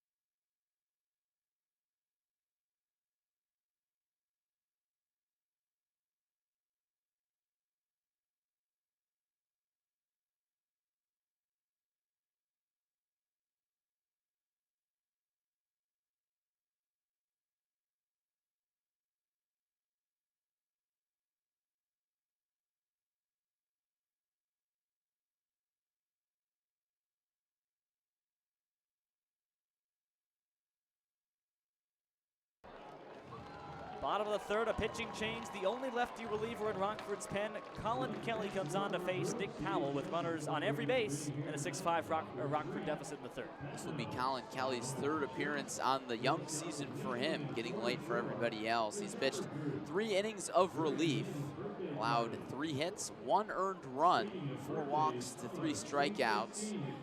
He's got a 1-0 record. He had a phenomenal relief appearance in relief of Jordan Nelson back in Rockford just about a week ago, and that resulted in a win number 1 for Colin Kelly in the Northwoods League. He's got good stuff, but it's going to be tricky to work out of another bases loaded jam that is a result of just a bunch of free passes. 7 walks or hit by pitches tonight for Rockford issued to Traverse City. Just 1 earned run in 6 innings this season for Kelly, ERA of 1.50. Facing Nick Powell, so it's lefty on lefty to begin his appearance. Cam Smith on third, Adam Proctor at second, Bertram at first. Leadoff man Nick Powell is 0 for 2 with a couple of flyouts to center field. Powell with 5 RBIs in 33 games this season. Here's the first pitch from Kelly. And a slider misses outside, 1 ball and no strikes. So in this series, in Rockford's pitching staff, they've pitched 10 1/3 innings. They have walked 15 Traverse City Pittsburgh batters. 1 ball, no strikes to Powell. Kelly holds at the belt. From the stretch he throws. Slider is on the inside corner, a strike. 1 ball and 1 strike. And Colin Kelly, to make matters worse, has 4 walks against 3 strikeouts this season. Yeah, his control isn't the best, but he's a good reliever as we see a meeting between Kirk Liebert and Colin Kelly. Liebert knows that there's no wiggle room here with the bases loaded. You want to throw strikes, but you cannot leave anything hanging to Powell, who's certainly a capable hitter. Only 5 RBIs today, and he has 2 flyouts to center field. Rockford would like to avoid that. That would be preferable because they want to avoid the sacrifice fly. Corner infielders play in, perhaps against a bunt. 1-1 to Nick Powell, the pitch. Slider swinging a broken bat. Looper over shortstop. It's caught by Durbin on the shallow outfield grass to retire him, and nobody can move up. And that retires Powell. He splinters the bat, and F6 for him. He's 0 for 3 on the day in the leadoff spot, and there's 2 down. That was a really nice pitch by Colin Kelly, running in on the hands of the left-hander Powell. Lefty-on-lefty matchup there pays off for Josh Keim and the Rivets. As you mentioned, a splintered bat, a result there. It's a little flare, easy out for Caleb Durbin. That one barely clearing the infield dirt or artificial turf. and now there's 2 outs. Sacrifice fly out of play. Now Rockford's got to face the Mario Camilletti, who is as good of a number 2 hitter as you'll see. The Major League Dream Showcase representative, batting .292. He's 1 for 1 with a single and a walk and a run scored today. Lefty on lefty with runners on every base and 2 outs, 6-5 Traverse City. Here's the pitch. Fastball in the inside corner, just off the plate of the belt. 1 ball, no strikes on Camilletti. 5'9", 190, lefty batter against the lefty Colin Kelly, who stands 5'11", 160, wearing Nick Juerzo number 3 in gray. 1 ball and no strikes. Open stance for Mario Camilletti. Kelly from the belt, throws the 1-0. Slider in the dirt, 2 balls, no strikes. Liebert blocks that one away.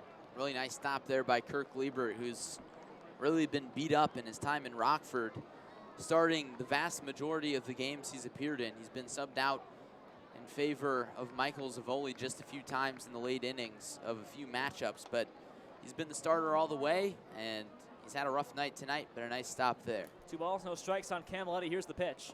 Fastball's down the middle for a strike from Kelly. 2-1. He finds the strike zone there. Kelly comes in and gets Nick Powell to fly out to short. Now Mario Camilletti with a 2-1 count and 2 away. Michael Slayton would be next. Runners on every base. 6-5 Traverse City. Home half of the 3rd.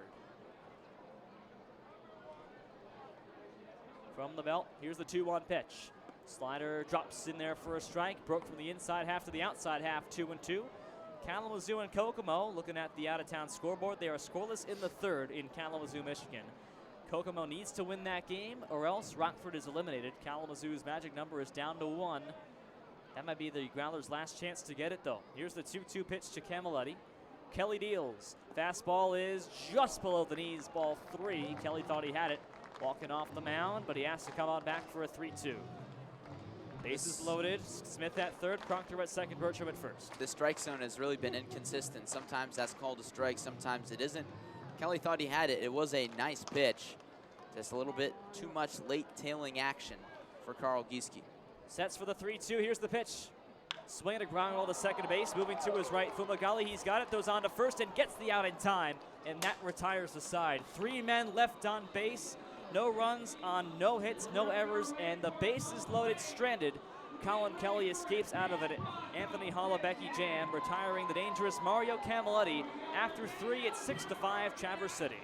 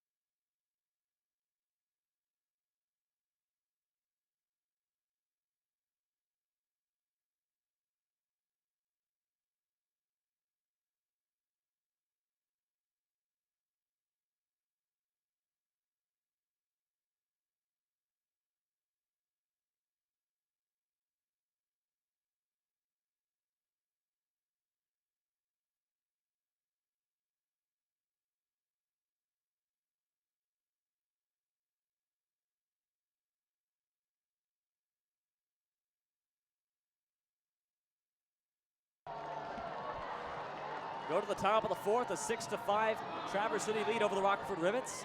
Out-of-town scoreboard, Kokomo gets a run across. It's 1-0 Rabbits in the top of the 3rd at Homer Stryker Field. Elsewhere in the Great Lakes East, it is Wisconsin Woodchucks 3, Kenosha Kingfish 1. Fish have to win out to keep their playoff hopes alive.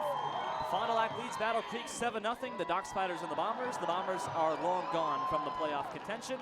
And a big game in the Great Lakes West, Wisconsin Rapids and Madison are tied at no score in the 3rd. Those are the top 2 teams in the Great Lakes West. Both are going to the playoffs. Larry Larson, I saw 11 runs in my first 3 innings. Let's hope your next 3 are just as exciting. Thank you, Cory. Great work as always. Thanks for tuning in on this beautiful Friday night for baseball as you hear the screams of the crowd. Lots of interesting between innings promotions here in Traverse City. Of all the teams that we've seen, they do it best here in Traverse City. And this is a community that has really rallied behind their Northwoods League team. A new franchise here, formerly the Beach Bums playing in Pitt Spitters Park. Of course, it was called something else when the Frontier League franchise was playing here, but the Beach Bums were bought out by the owners of the West Michigan Whitecaps, the single-A affiliate of the Detroit Tigers. Back to baseball action. Kirk Liebert, Matt Higgins, and Caleb Durbin, 9-1-2 hitters, out to face Chase Gearing, who's in his third inning of relief work. Gearing from the windup, the pitch to Liebert, fastball outside for ball one. Kirk Liebert sacrificed himself in the second inning on a beautiful sac bunt, one of 3 bunts in that inning for Rockford. 1-0 fouled off behind the screen. That's for strike one.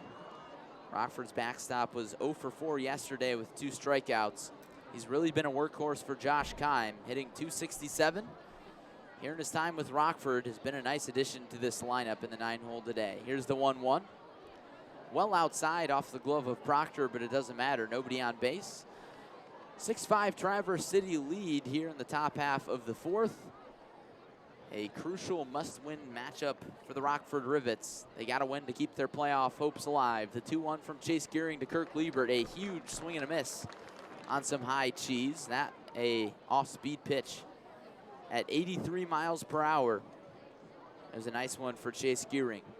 Gearing, the tall right-hander with lots of flow out the back of his red cap. The kick and the 2-2 pitch just misses Kirk Liebert. Taken inside for ball 3.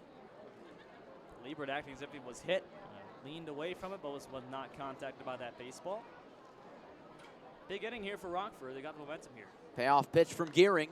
Fouled off, and we'll have another one. You know, it was a great effort by the Rivets. Going down 6-3, a 6-run inning against them and 2 separate pitchers. They go ahead and take advantage of the Spitters' mistakes. It's rare that Traverse City makes mistakes, but 2 errors in the inning, and Rockford gets 2 runs off it to put them within 1.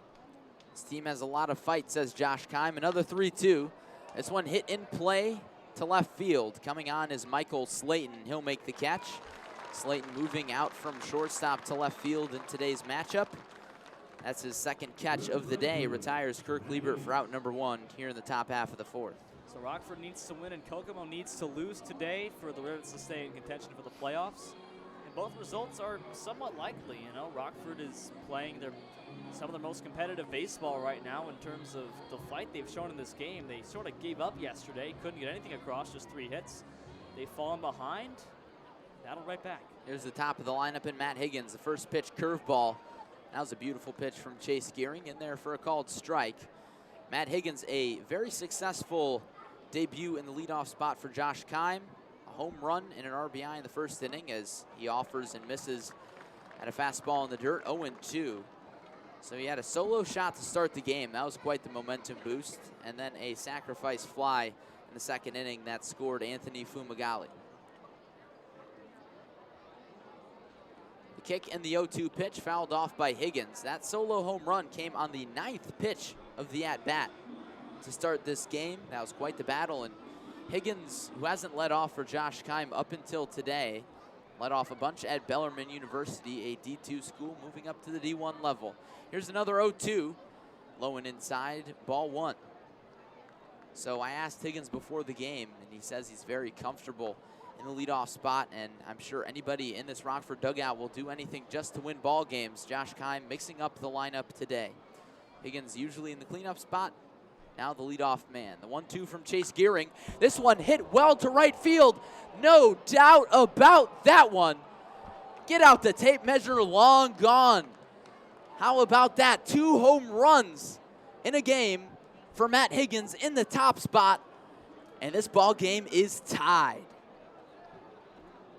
Nothing like the sweet sound of silence from a home crowd. And folks, not only is that the first time that Rockford's had someone hit multiple home runs in a game, that's the first time that a leadoff man has hit a leadoff home run in a game. He did so back in the first.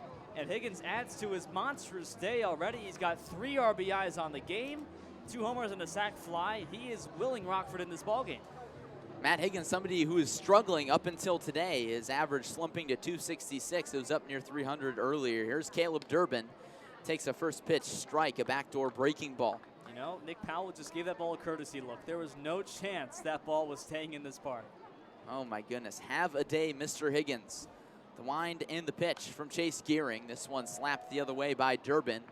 Easy catch this time for Nick Powell to retire Durbin for the second out of the inning. Wish we had the announcer cam going for that one. Oh my goodness. Almost leapt out of your seat. That ball was, I saw Tom Josten hit one just as far last time Rockford was here at Traverse City. That one hit off the fence. Higgins' ball hit off the top of the berm just in front of that white fence. A good, 30, 40 feet beyond the right field wall in a pitcher's park, no less. At least halfway up the berm. Here's Jake Vanderwall, the 3-hitter for Rockford. He scored after reaching on an error. He takes a fastball on the inner half of the plate. That error was on Nick Powell, who's had quite the busy day. And then he stole third base and scored on an Alex Steinbach single. You know something, before Wednesday, the kick and the 0-1 to Vanderwall. Inside again, ball one. Before Wednesday against the Green Bay Booyah, Rockford's last regular season home game, Higgins had just one home run in his first 65 games. One home run in his first 65. He is on fire. The 1-1 to Vanderwall. A really nice off-speed offering from Gearing. He pulled the string on Vandy there. He was well out in front of it. Now it's 1-2. Now he's got 3 home runs in his last 3, including today. Had one against Green Bay on Wednesday, none yesterday, 2 Yavos today. The 1-2 from Chase Gearing. Grounded to the right side. It gets through Jake Arnold, and Mario Camilletti can't handle it, so Jake Vanderwall reaches. That one will likely be scored as a single. It is. A tricky play by Jake Arnold. He couldn't make it. Gets through his glove, and Camilletti also sliding on the turf. Couldn't even get a throw off. Nobody covering first base, and Rockford has a 2-out base run. That ball was trouble straight off the bat between the first and second baseman, the 3-4 hole, and Gearing late to cover the bag as well. All that the infielders can do was knock it down, and Vanderwall could only reach first base on that play, as both dove for it, made good efforts, but that ball was at the no man's land. So here's the future Illinois Fighting Illini, Alex Steinbach. The big right-hander fouls the first pitch well down the right field line, but also well foul for strike one. Steinbach 1 for 2 with an RBI single and a run back in the third inning. He's really been a monster for Josh Kime, moving up into the cleanup spot today, hitting .242 but slugging .545 with 3 home runs. Chase Gearing from the stretch. Jake Vanderwall takes a few step lead off first base, and Gearing deals, and it's fouled back over our heads by Steinbach. 0-2. 6-6 ball game. This has been a wild one. Thanks for joining us. Rockford has scored in every single inning. 1 in the first, 2 in the third and the fourth, and a solo shot by Matt Higgins tied it in the fourth. 6 runs in the bottom half of the second for Traverse City. The 0-2 to Steinbach. Hit the other way, and that's going to drop for another base hit. Could it be trouble? It will not be. Jake Vanderwall goes from first to third. 2 singles for Alex Steinbach, and the wheels keep on turning in the Rockford top half of the fourth. They're out hitting Traverse City right now, 8-5. What fight by the Rockford Rivets, something we didn't see at all yesterday, or really on Wednesday against Green Bay. They've scored in every inning, number one. They had a 3-0 lead, lost that, as the Spitters usually do. They come back. They scored 6 runs in the second. What has Rockford done? Scored 3 runs since. Usually when Rockford would just be down and out, dejected, not so. They come straight back knowing that they must win this game to stay alive in the playoff race. This team certainly wants to make the playoffs. That vibe is easy to pick up in the locker room. Here's Tom Josten, righty against lefty. Chase Gearing to Josten. That one hit well up the middle. Diving is the center fielder, Wilson, and it gets by him. He knocks it down. So Vanderwall will score easily from third base. And now Rockford pulls ahead. It's 7-6. Now they're saving the best games we're having this season for last. Unbelievable offensive baseball for 2 of the top 3 pitching staffs in the Northwoods League. We've seen a total of 13 runs and 13 hits.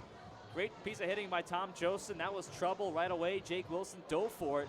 He was lucky he got a piece of that glove on the ball, because that ball only got a couple of feet behind him. That could have gone for extra bases and another run scoring, but he keeps it just behind him, and Josten gets the RBI. 7-6 now. Here's Anthony Fumagalli with 2 outs and men on the corners. The kick and the pitch from Chase Gearing. A nice curveball called strike 1 on the inside half. Righty against righty. Fumagalli has reached both times. Reached on a single in the second, came around to score, and reached on an error on the third baseman Andrew Morrow, and was stranded on third base in the third. Chase Gearing set at the letters, the kick and the 0-1. Fastball just misses outside. How can you not love this game? How can you not be romantic about baseball? Quote from Moneyball, a movie that we watched on the way up here, an underdog story, and maybe you could say the Rivets are an underdog story here in the Great Lakes East. Fighting for a playoff spot, up by 1 run now in the top half of the 4th. Runner goes, fake throw by Adam Proctor, so Tom Jostin can walk to second base. And now there are 2 men in scoring position for Anthony Fumagalli. Alex Steinbach on third base. He moved up there on an RBI single by Tom Jostin, who now stands on second base. Well, the aggression by both teams on the base paths. Rockford just 1 still on base yesterday. They've got 2 already today. 3 already today. We've had quite the ball game here in Traverse City, Michigan. Josh Keim's squad showing a lot of fight, and the Pittsburghers playing tough as always. Chase Gearing set for the 1-2. Here it is to Fumagalli, breaking ball low, knocked down by Adam Proctor. Beautiful evening for baseball. Comfortable temperatures in the high 60s. We'll drop to the mid 60s this evening. We can look out in front of beyond center field, a cold front rolling in over Lake Michigan. But a huge crowd on Fireworks Friday night in Traverse City at Pittsburghers Park. The 2-2 pitch to Anthony Fumagalli, hit the other way, but caught by Jake Arnold. A nice sliding play to rob Anthony Fumagalli possibly of 2 RBIs. He slams his bat in frustration, but not before Rockford puts up 2 more runs. Another solo shot by Matt Higgins ties it, and then an RBI single by Tom Jostin gives Rockford the lead. Again, 7-6 heading to the bottom half of the 4th.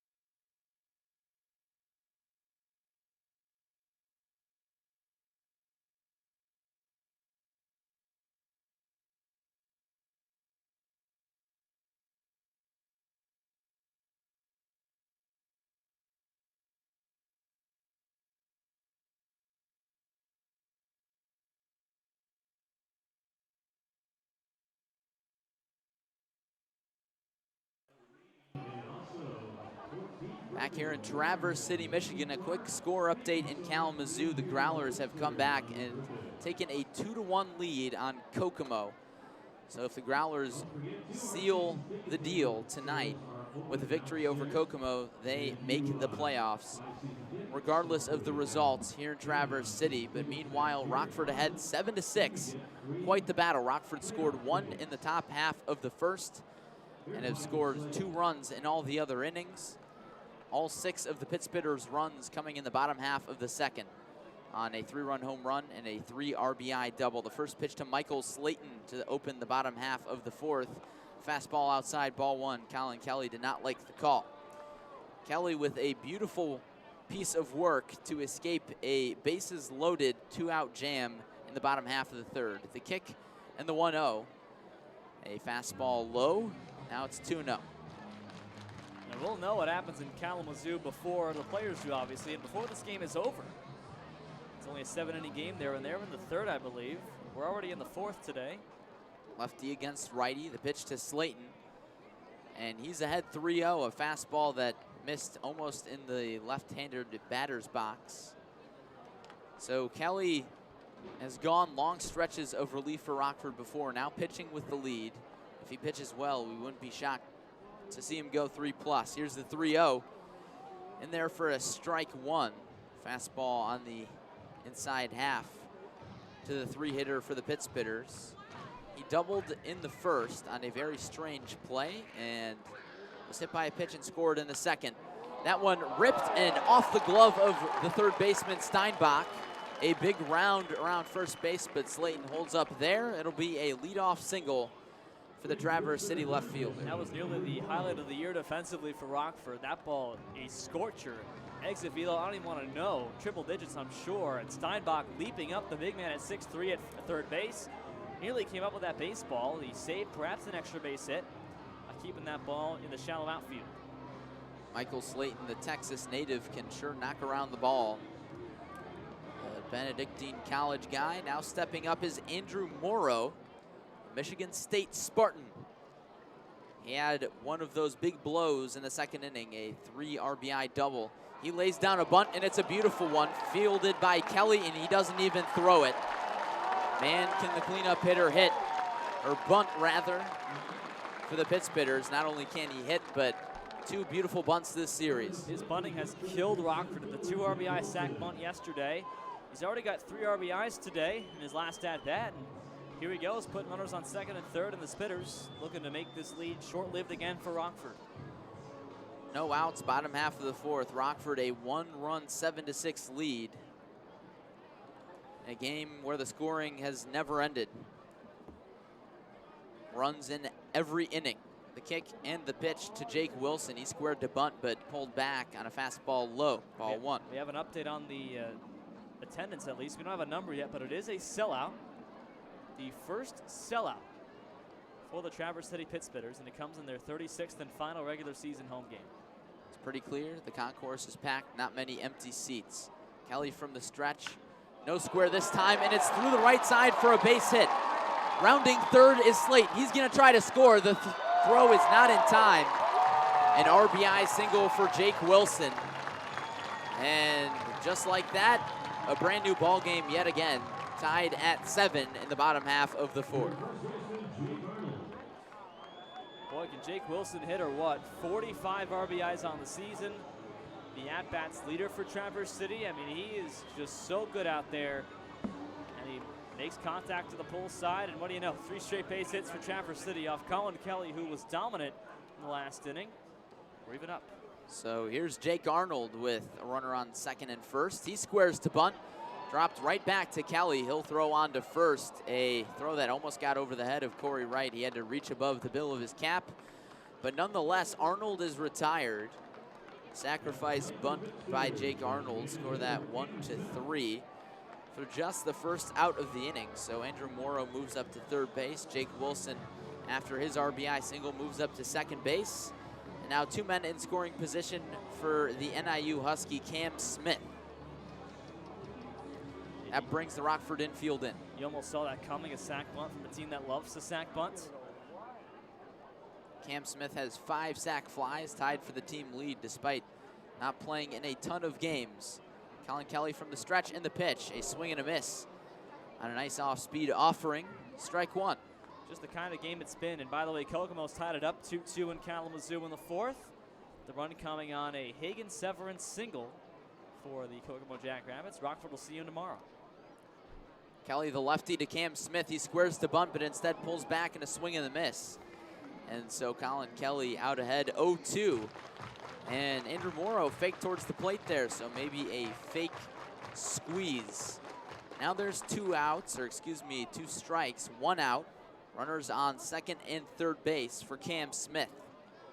Certainly will not square here. Here's the 0-2 pitch. This one laced over the Rockford infield that was drawn in. 2 runs will score.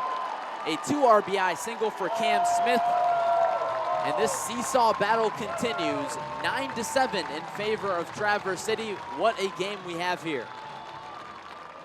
And Cam Smith, a guy who doesn't play a whole lot. Only now 13 RBIs this season, playing just 29 games, but he can certainly hit. Batting average of .242, and what do you know, he's been on base 3 times today in 3 at-bats. And Rockford loses the lead after they took it right back. It's a seesaw affair, Larry. Really is. This is quite the game.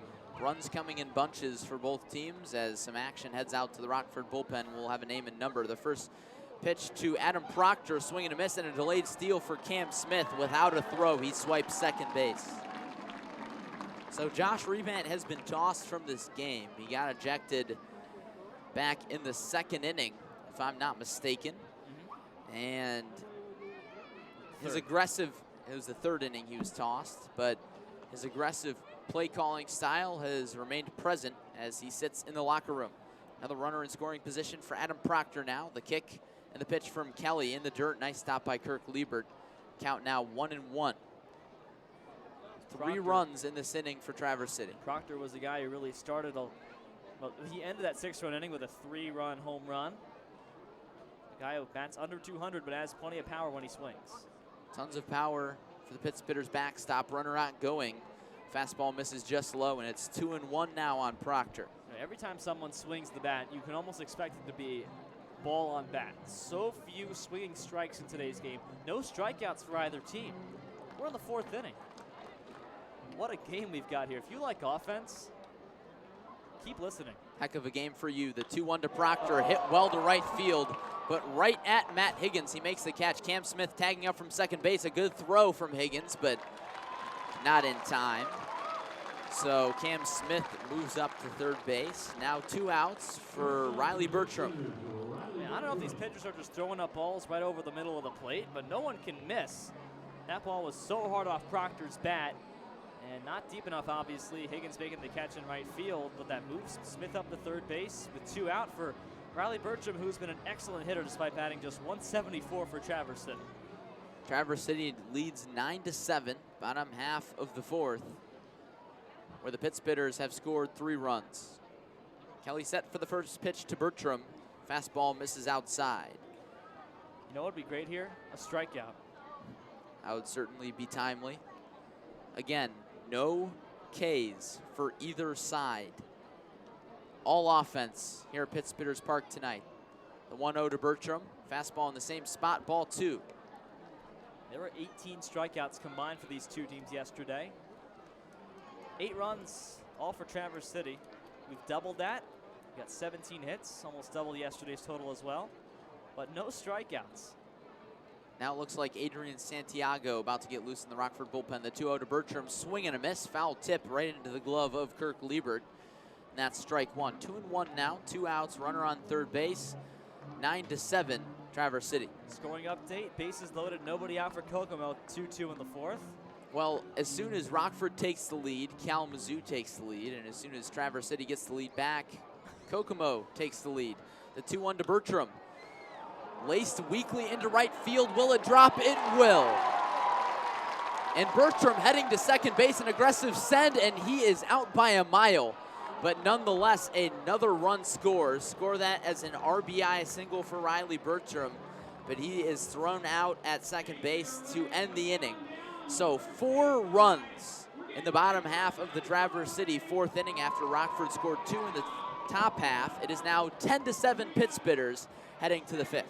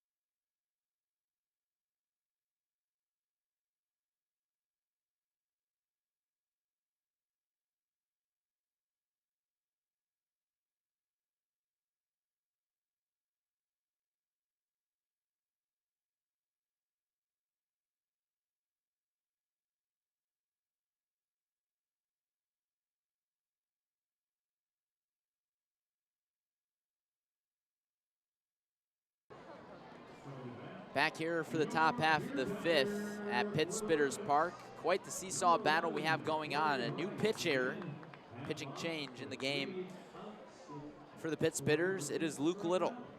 Luke Little, a hard-throwing left-hander, part of the Major League Dream Showcase, where he certainly turns some heads. He can throw as many as 95, 96 miles an hour, a lefty, 6'8", 240 from Charlotte, North Carolina, out of San Jacinto College, one of the top JUCO programs.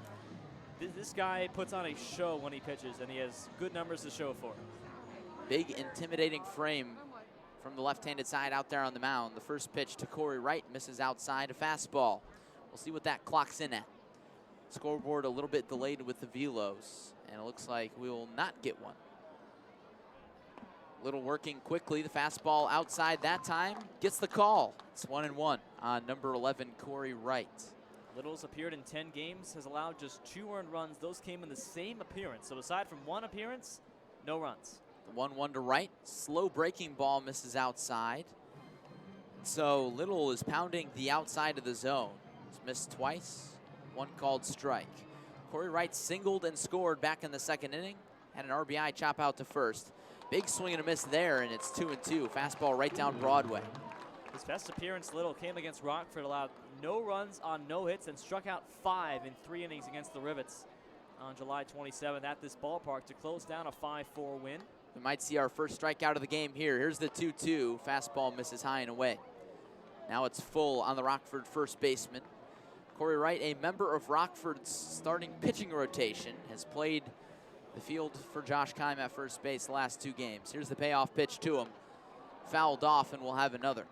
So Luke Little, as if a 95-mile-per-hour fastball isn't intimidating enough, stands on the mound at 6'8", 240. And he works quickly. No room for comfort for batters.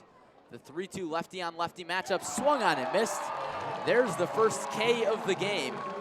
And it comes against Cory Wright, who is selected as the beer batter tonight at Pit Spitters Park, and he's out number 1 here in the 5th.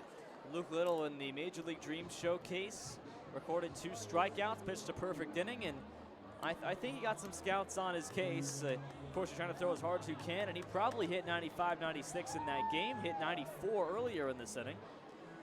What can he throw? And he's intimidating the angle of being 6'8". Here's Kevin Cronin, righty on lefty now. He takes a high fastball. So Cory Wright, a lefty. Kirk Liebert on deck, a lefty. It's probably pretty hard to face Little as a left-handed batter. The 1-0 in there for a called strike on the inside half of the plate to the Rockford left fielder. Well, the opposing average on Little, ready for this? 0.31. Oh, gosh. 1 hit in 10 1/3 innings this season. So Rockford has scored in every inning. Going to be tough to score against Luke Little. High fastball, a very awkward swing from Kevin Cronin, and it's 1-2. No, I said he allowed 2 runs in the same appearance against Kokomo on July 24th. That was his only hit allowed this season. So aside from that, it's been 9 1/3 innings, no runs, no hits, 18 strikeouts, 5 walks. 10-7 Traverse City. The 1-2 just chopped foul by Kevin Cronin, barely getting a piece of that one. We'll have another 1-2. This is Revan's secret weapon he's got out there on the mound. This guy is unhittable. Save 1 appearance, this guy has been unhittable. Did so in the showcase, a perfect inning, struck out 2. He is so good out there. Kevin Cronin rocking the stirrups, waiting for the 1-2 pitch. Fastball high, ball 2. 1 out, top half of the 5th. 10-7 in favor of the Pit Spitters. Certainly a shootout. Luke Little, a very capable reliever on for Josh Reban. Fastball just misses inside. The crowd not happy about that call, and we'll have a 2nd consecutive payoff pitch. A sellout crowd at Pit Spitters Park, the first in the history of the Spitters. Payoff pitch, slow breaking ball, and Cronin gets a piece, and he stays alive. Wow. I mean, Luke Little is just so fun to watch, but not when he's playing your team if you're the Rockford Rivets. We could see this guy playing in affiliated baseball in a couple seasons, out of JUCO and San Jacinto in Texas. Another payoff pitch to Cronin. And another foul ball off to the right side. Gets a piece of the screen. So Rockford certainly working Luke Little, which is good. Even if they go down 1-2-3, first a long at bat to Cory Wright, multiple foul balls, and it got to 3-2. And Kevin Cronin, a battle again at 3-2. Here's the payoff. Just misses inside again. And the battle ends in favor of Kevin Cronin. It's a 1-out walk. That's a 9-pitch walk as well for Little. I mean, he thought he had that first 3-2 pitch, instead he didn't. And he's already up to 16 pitches against just 2 batters. And he doesn't walk many guys, just his 10th walk of the season. So we've got a pinch hitter now for Josh Keim. It is Michael Zavoli pinch hitting in the 9th spot for the other catcher, Kirk Liebert. Michael Zavoli, a pinch hitter, or a switch hitter from Concordia, Chicago. One of 2 catchers on the Rockford roster. Getting his first at-bat tonight. Interesting move here from Keim. First pitch to him, an off-speed offering that misses upstairs. Liebert's worked a lot behind the plate in this game, let alone his entire Rockford career, but Liebert's a better offensive catcher. That said, he was 0 for 1. But Zavoli is not as good offensively as Liebert. Little from the stretch, the 1-0, right down M22 for strike 1. Count 1-1 now on the pinch hitter Zavoli. Here in the top half of the 5th, the Pittsburghers hold a 10-7 lead on the Rockford Rivets. A crucial game for Rockford, and Traverse City chasing the all-time wins record in the Northwoods League. Kevin Cronin takes his lead. The kick and the pitch from Little, swung on and missed by Zavoli, 1-2.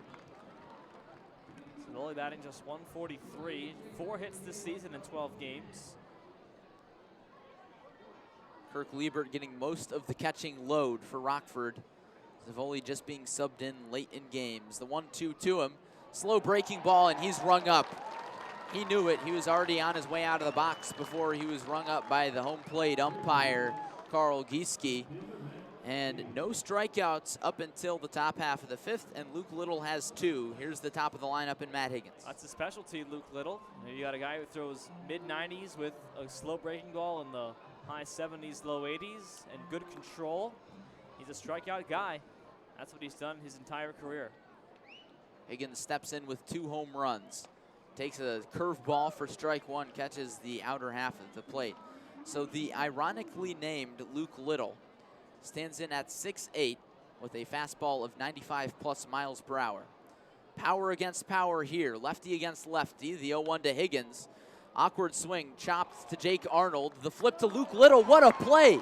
He barehanded the flip from Jake Arnold and beat Matt Higgins in a foot race to the bag. And so Luke Little works around a 1-out walk to Kevin Cronin, and the score holds for the first time this game. Pittsburghers 10, Rockford 7.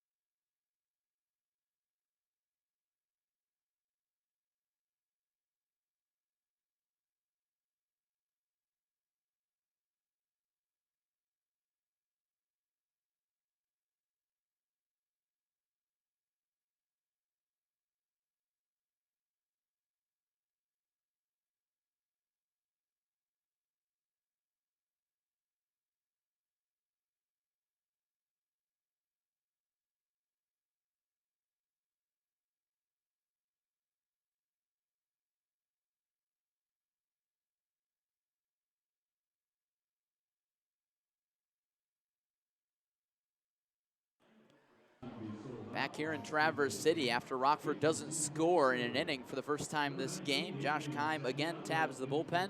It's Adrian Santiago. Santiago out of Webster College in St. Louis, native of Chicago. In his last 2 appearances, he's allowed no runs in 6 innings and no hits as well. Most recently 4 innings in relief in Rockford's loss on Wednesday against Green Bay. His last road appearance against Kalamazoo when he picked up a 2-inning save through 2 hitless innings. Adrian Santiago will face the top of this powerful Pittsburgh's lineup. Nick Powell up first. The first pitch to him, a fastball misses outside. Adrian Santiago has been a nice addition to Josh Keim's bullpen, a graduated senior, so looking for his next chance to play baseball. Righty on lefty, 1-0. This one chopped to the right side, picked up by Fumagalli. He throws on to first for a quick out to retire Nick Powell. Santiago's ERA after his first 2 appearances was 60.75, so he had a rough start, to say the least, but he's had it go down since. In his last 2 appearances, I said 6 scoreless and hitless innings. So he's sort of a weapon for Josh Keim out of the bullpen. You won't know what you'll get from him some of the time, but he looks to shut things down and keep things at 10-7. Looking to hold this Spitter offense that has 2 really big innings for their 10 runs. Here's the all-star Mario Camilletti. Also played in that all-star game showcase. Takes a first pitch curveball for strike 1. He singled and was cut down between third base and home plate. One of the weirder plays we'll see all season. Walked and scored in the second, grounded out to second in the third. Back-to-back breaking balls, back-to-back strikes for Adrian Santiago. Quickly ahead on Camilletti, 0-2.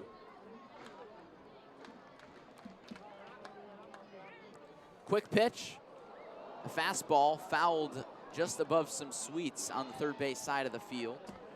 So Camilletti stays alive. Not only are the seats all sold out, all the suites are being occupied today, including the press box.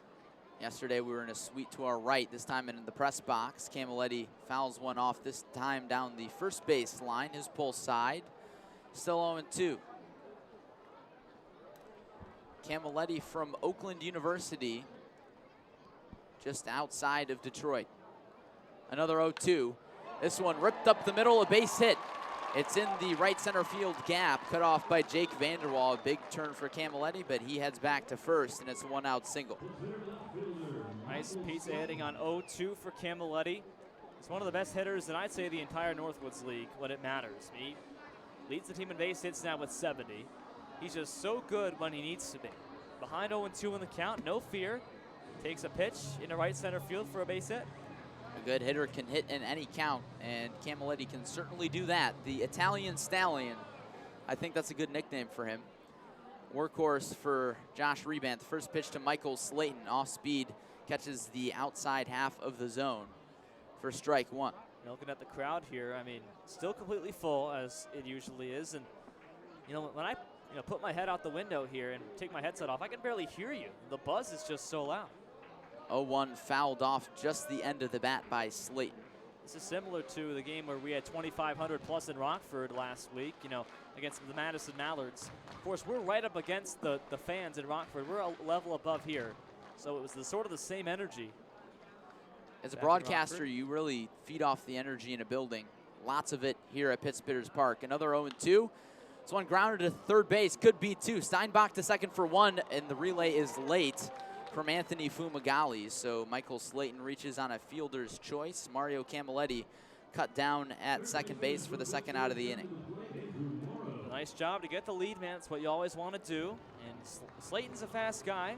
He's gotten 16 stolen bases this season. He's not a guy that will get beaten on those throws, especially of the 5-4-3 variety. Rockford just takes the fielder's choice, and there's 2 out. Guy on first instead of second base, although Slayton obviously a threat to steal, and Andrew Morrow a threat to bunt. Here's Andrew Morrow. 2 on, a runner on, or 2 out, a runner on. Tongue twister there as Santiago is pounding the zone. First pitch strike to Morrow. 10-7 game here in Traverse City in favor of the Pittsburghers. It's been a back and forth battle. Runner faking towards second. Santiago finds the zone yet again on a fastball, 0-2. So he's been ahead 0-2 on all the hitters he's faced this inning. control, certainly what Josh Keim is looking for from a guy with a lot of experience. Rocking the stirrups, the 0-2. Fastball in the dirt, stopped by Zavoli. So a straight up switch. Kirk Liebert out of the game. And Slayton steals second base on that play. 17th on the year, and Traverse City remains perfect on the base paths. The 1-2 offering, laced to left field. Will it get over Cronin? It will not. He had to go back in his tracks there, but he makes the catch, and that ends the inning. So in the 5th inning, believe it or not, no runs for either team. The score holds 10-7 in favor of Traverse City.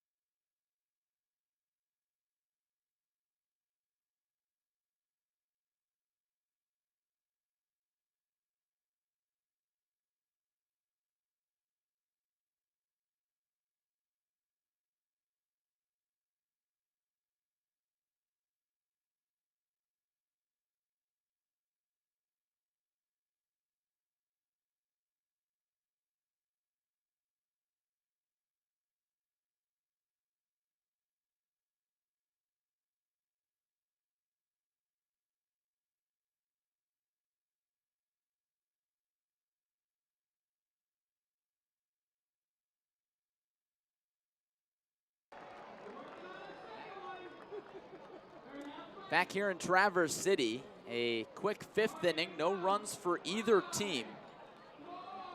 And we'll have a delay before play gets started in the top half of the 6th. It'll be Caleb Durbin, Jake Vanderwall, Alex Steinbach as a promotion wraps up in between innings. It'll be Luke Little yet again out for his 2nd inning of work. The flame-throwing left-hander can touch 95 miles per hour with the fastball. Owns the only 2 strikeouts of this game for either side. He struck out Cory Wright and Michael Zavoli back in the top half of the 5th. Back out for more. It'll be Caleb Durbin, Vanderwall, and Alex Steinbach in the Rockford 6th. Caleb Durbin, 1 for 3. The single and a stolen base back in the 1st inning. First pitch from Little. Breaking ball inside, ball 1. Scoreless 5th inning. Am I seeing this right? A scoreless inning. Another pitch, laced up the middle, a floater, and it drops in front of Jake Wilson. A leadoff single for Caleb Durbin. Offense keeps on moving for Rockford. That's their 10th hit of the game. Both team over 10 on the day. And Rockford looking to battle back in this thing. When they've gotten the lead, they've had it snatched right back. And they battled back from a couple deficits before. Rivets have to get the offense going with the middle 3 in the order. A dangerous 3 of Durbin, Vanderwall, and Steinbach.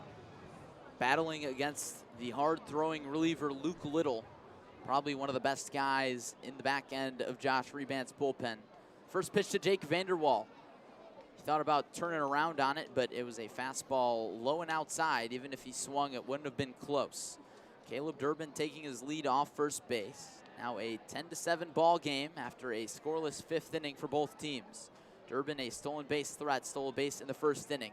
That one gets behind Adam Proctor. Caleb Durbin takes off for 2nd, and he'll make it without a throw, as Proctor was late chasing that ball down behind the backstop.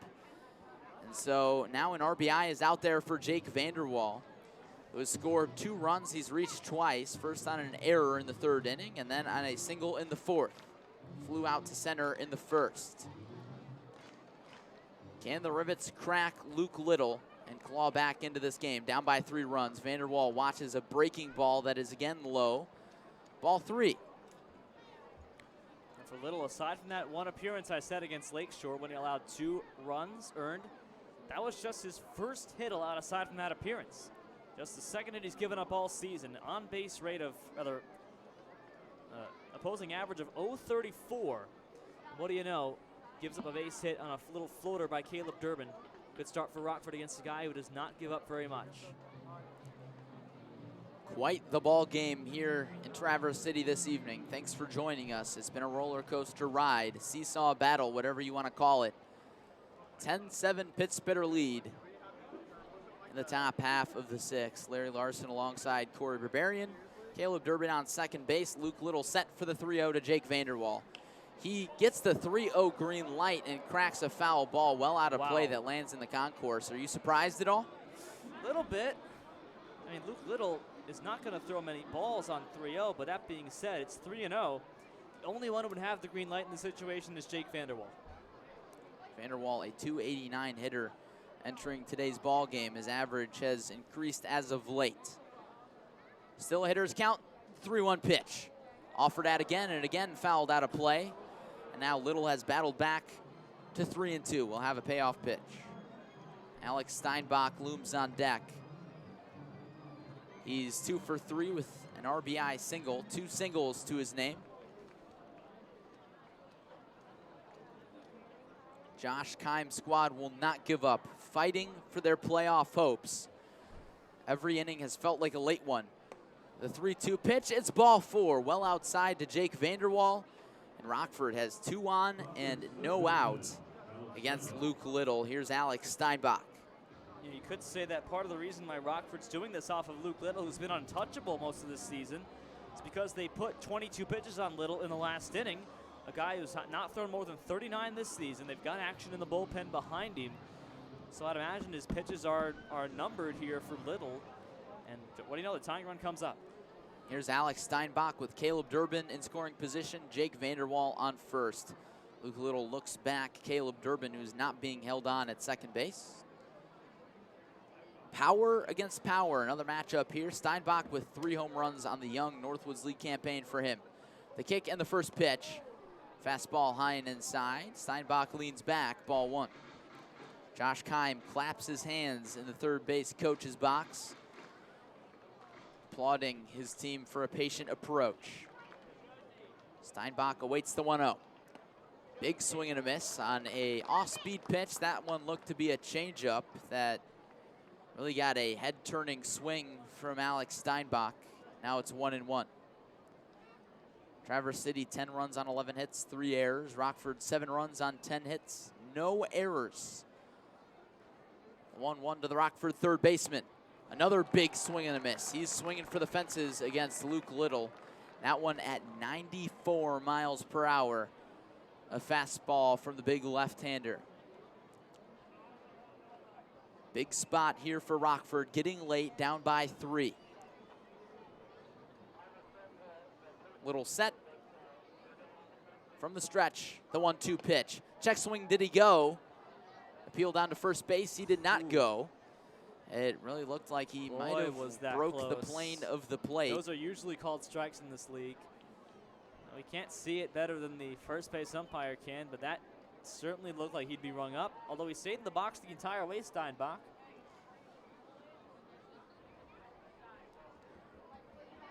Here's the 2-2 pitch to the big right-handed hitter. Big swing and a miss, strike 3. So Luke Little retires Steinbach on 3 swings and misses, and he's the first out of the Rockford 6. This game has such a minor league / playoff feel to it. So many fans in attendance, they're all making noise. You hear the buzz, you hear the screams after every strikeout and hit for Traverse City, every stolen base for the Spitters. And you know, Rockford's feeding off this crowd for sure. They want nothing more than to beat Traverse City on their largest crowd of the year here today. Now they're all singing the Baby Shark song. The first pitch to Tom Jostin, taken outside. Another fastball in the 90s, 91 that time. Jostin has a 3-run home run in the stadium. Last time Rockford was here on July 28th. Door open for one here against the hard-throwing lefty Little. 0-1, that one catches the outside part of the plate, strike 1.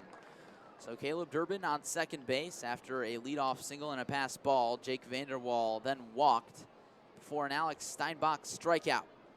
Tom Jostin has 4 home runs, and today he has an RBI single to his name.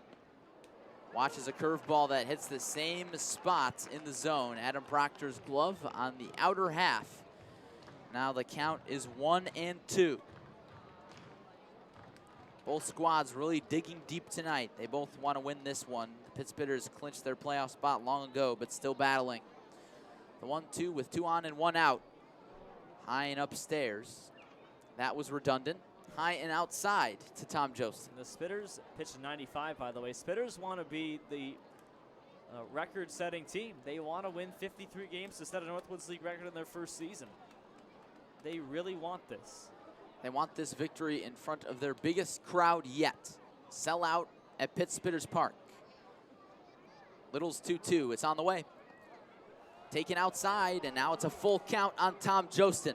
You know, aside from that, you know, Josh Rebant's got to keep his arms fresh for the playoffs. That's why he went 2 innings by his starter Jones and 2 from his one of his better long relievers, Gearing, both throwing 45 pitches. Pitch counts are being limited here today. So you got to keep your guys ready for the playoffs, but at the same time, you want to win out. Lefty against lefty. Here's the payoff pitch.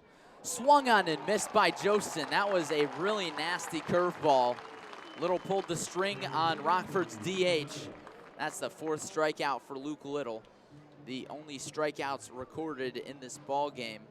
So after putting 2 guys on to start the inning, he struck out back-to-back Rockford Rivets. Little's been involved in all 5 outs against him, 4 strikeouts and a 3-1 putout, barehanding a pitch from his first baseman Arnold to end the 5th inning. So it's up to Anthony Fumagalli with Durbin on second, Vanderwall on first. Righty against lefty now. Fastball taken high for ball 1. Fumagalli singled and scored in the second, reached on an error and was stranded on third base in the 3rd inning, and lined out to first base to end the 4th. Moved up from the 9th spot to the 6th hole. The 1-0 misses inside, ball 2. That one a fastball at 92. Imagine having that coming inside at you. It's got to be scary. Cory Wright on deck, another lefty. He was Luke Little's first strikeout victim. Looking to work out of a 2-men-on jam. Fumagalli fouls the pitch back, catches a piece of the screen for strike 1, 2-1 now. Fumagalli, the Rockford second baseman from Purdue Northwest. One of a few late additions for Josh Keim. He's got 11 RBIs, hitting .250, 0 for 2 yesterday with a walk. Big spot here. Rockford doesn't want to waste opportunities. The 2-1 pitch gets through the 5-hole of Adam Proctor. Both runners move up 90 feet. And did that get a piece of Anthony Fumagalli? Saying he did, and he trots on a first base. A hit by pitch by Little, and the bases are loaded now for Cory Wright. And here's the thing for Rockford. Is Cory Wright the guy you want up right now for the Rivets? He's got to play because Rockford has just 1 guy on their bench, but I mean, Cory Wright has just 1 hit in the outfield this entire season. Well, that 1 base hit came yesterday, a single right up the middle. And up in a huge spot, lefty against lefty, bases juiced. He takes a fastball high for ball 1. I'm sure Wright's hoping for a lot of balls here. You know, he struck out to begin Little's day, and of course Little's been completely different since then. He's struggled finding the strike zone as of late, but it was a dominant at bat. 1-0. Wright offers a slow swing. He fouls off the off-speed pitch. It gets all the way out of the stadium.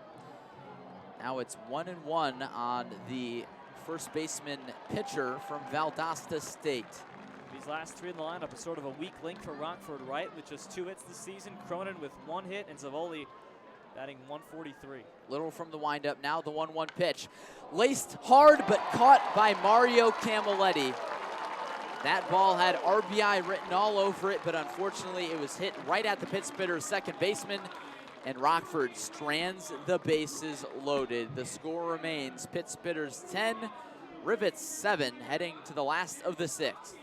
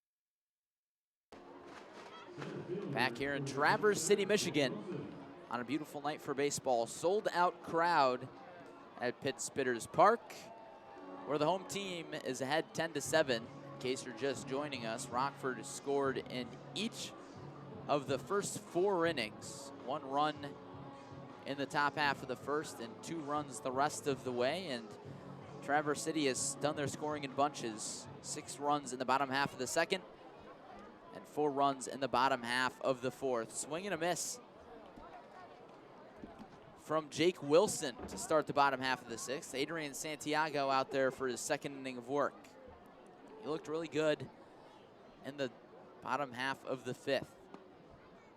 Fastball catches the outside of the zone, and Santiago has been doing a masterful job of finding the strike zone. Ahead 0-2 on Jake Wilson. Righty against lefty. Wilson, the left-handed bat. I almost said Salibo, and that one misses, being troubled by just a few feet. Slapped the other way by Wilson. Just misses the foul line by a few feet. Santiago dropped down sidearm there. That's what I was trying to say. It threw me for a loop. But nonetheless, it doesn't matter. We're all here to learn. Still 0-2 on the Pit Spitter center fielder. Here it is. That one a little bit high. Zavoli had to extend his arm to full reach. That's ball 1. Off-speed pitch at 81. Santiago set at the letters, the offering. Fastball misses low and in, ball 2. First time he's had 2 balls in a single at-bat. Just 2 balls thrown in the entire 5th inning for Santiago. Santiago rocking the stirrups, long sleeves. The 2-2, chopped foul down the first base side, and we'll have another one. You gotta love competitive baseball. I mean, you have a team that's the best in the league by far, 50 wins, 19 losses. A team on the outside of the bubble for the playoffs. They're playing some of the best baseball we've seen all year. The 2-2 hit right up the middle, and Santiago had to jump out of the way, and it's a leadoff single for Jake Wilson, his second single of the day. That brings up Jake Arnold. The at-bats leader for Traverse City with back-to-back singles. Getting the leadoff man on, that's what you want. Jake Wilson can do that and then some.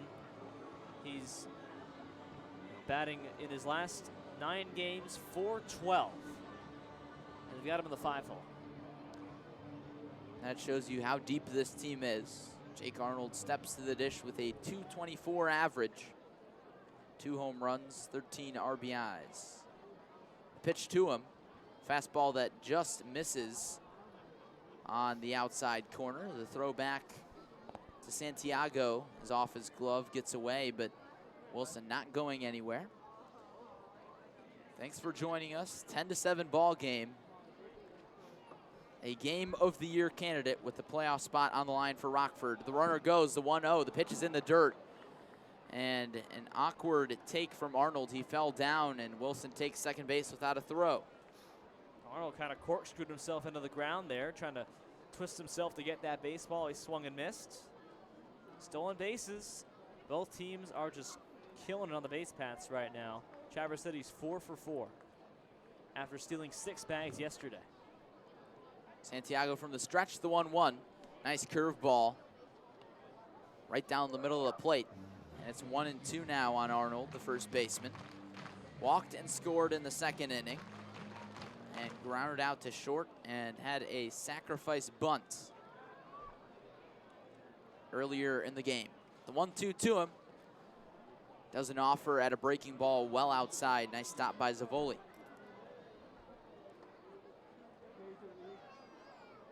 Michael Zavoli, a defensive substitution a few innings ago for Kirk Liebert. He's been a workhorse for Josh Keim. Zavoli getting in the action in both games in Traverse City. The 2-2 from Adrian Santiago. It's grounded to short. Durbin scoops it up. The throw on to first is in time. Jake Wilson was going with the pitch, moves up to third base, does not decide to head home on the throw, which would have been very Pit Spitter-like. It kind of surprised me he didn't. It honestly, same here. But he stays put at the third base bag, and that brings up Cam Smith. Nice hit and run call by whoever's calling things for Josh Rebant. Bench coach is Todd Reed, so I'd imagine it might be him. So that draws the Rockford infield in with 1 out, bottom half of the 6th. The first pitch to Cam Smith, fastball misses outside. Jake Wilson on third base after stealing second after singling to start the inning.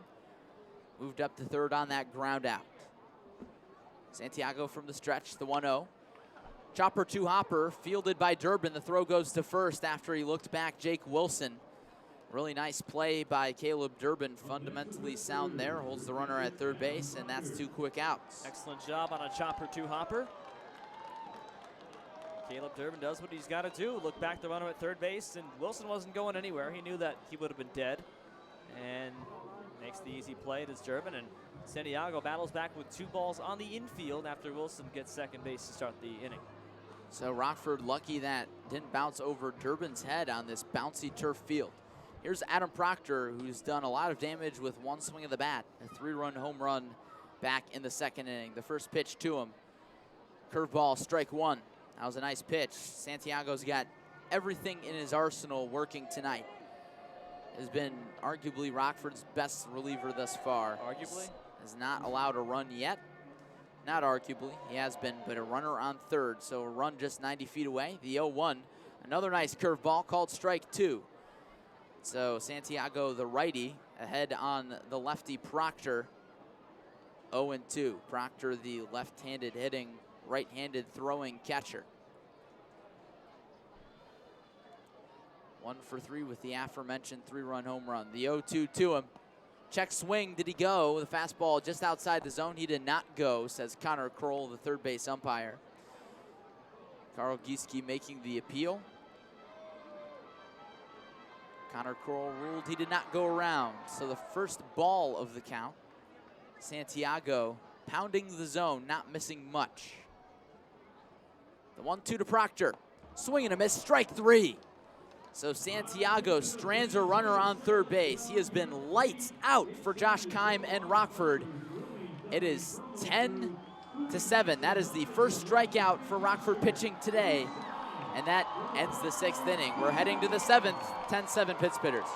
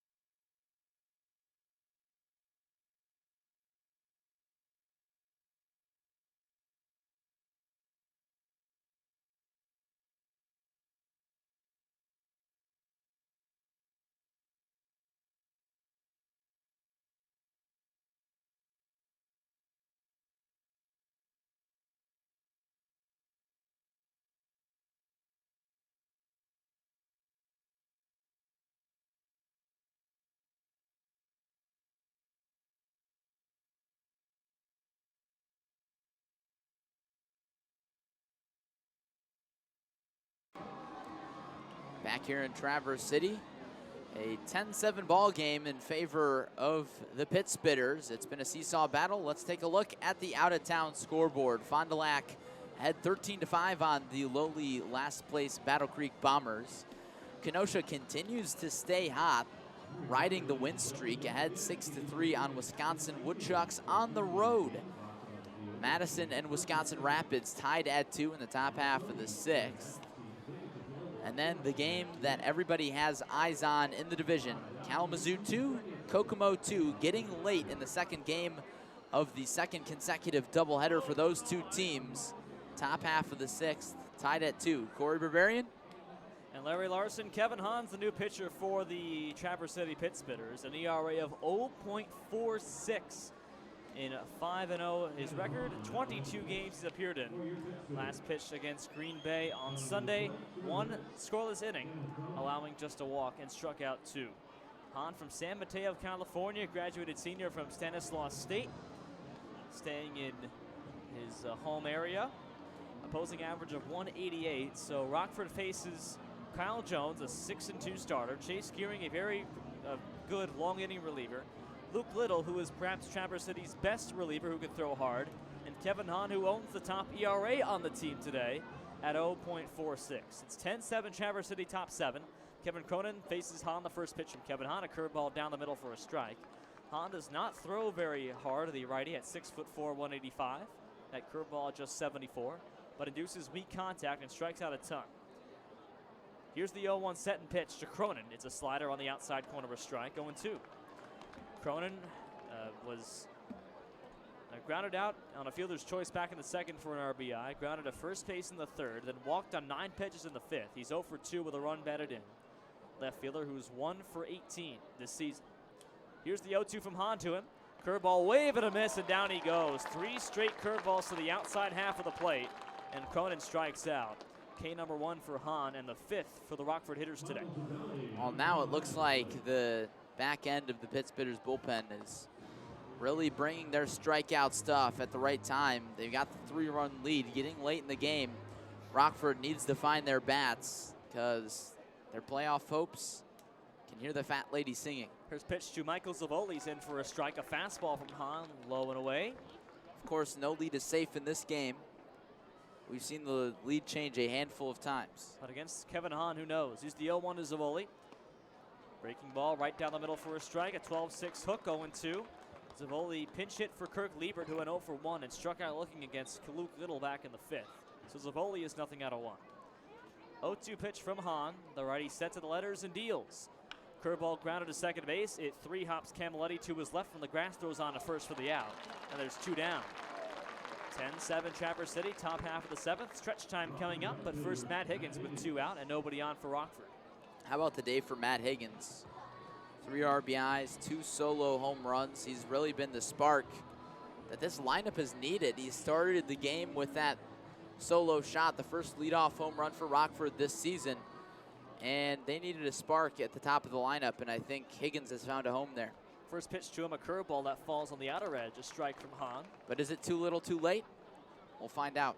Kevin Hahn again, an ERA of 0.46. Here's the 0-1 pitch to Higgins. Curveball swinging a ground ball up the first base line. It chops foul toward the Rockford on deck circle. 0-2, and in his first 8 pitches, Kevin Hahn, surprise, surprise, has not pitched a ball. 31 strikeouts coming in versus 11 walks, a whip of 0.92.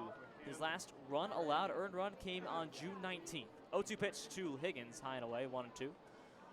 So Kevin Hahn has thrown 16 relief appearances since allowing his most recent earned run on June 19th. The only 2 earned runs he's given up this season against the Kokomo Jackrabbits.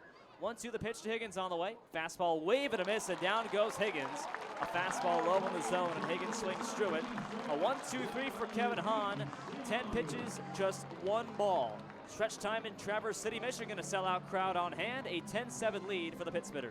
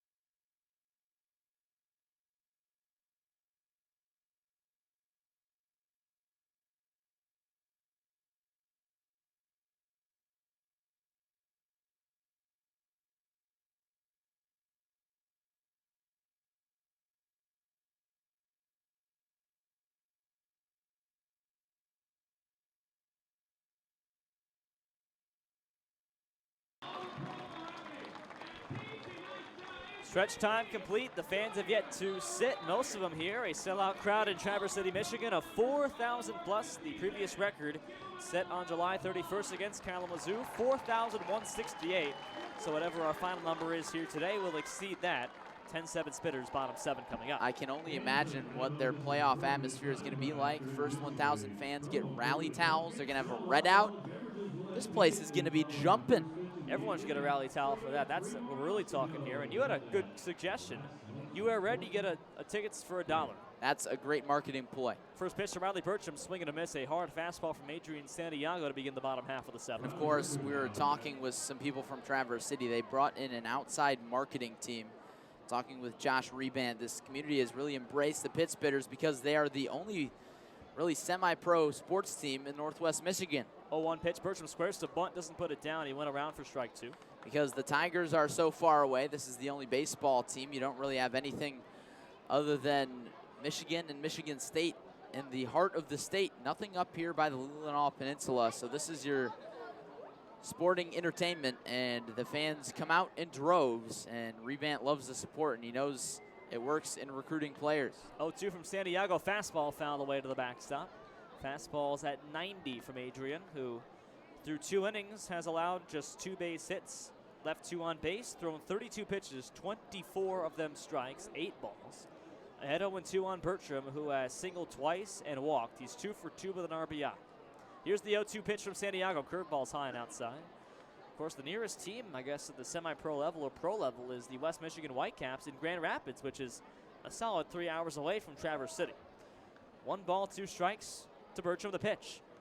Curveball's fouled away to the backstop. In fact, we passed the Fifth Third Bank Ballpark right off the expressway on our way here. It is a ways away from Traverse City. So the fans, the ballpark, the town, what else does Josh Rebant and co. have going for him? A championship. 1-2 to Bertram, the pitch. Fastball shanked foul left field side to the top row of the seats. Out of play, 1-2. I mean, all jokes aside, it's really been fun to watch, hasn't it? Absolutely. 6th and final time Rockford comes here in the regular year, and I almost want to come back for the playoffs. Starting on Tuesday night, the first home game for Traverse City in a best 2 out of 3 series with either Kalamazoo or Rockford. 1-2 to Bertram with Powell on deck. Righty on lefty. Santiago will let her high set. Now the 1-2 offering.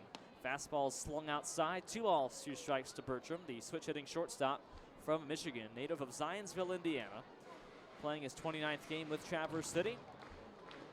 He has just his 2nd multi-hit game of the season, but his 2nd this week.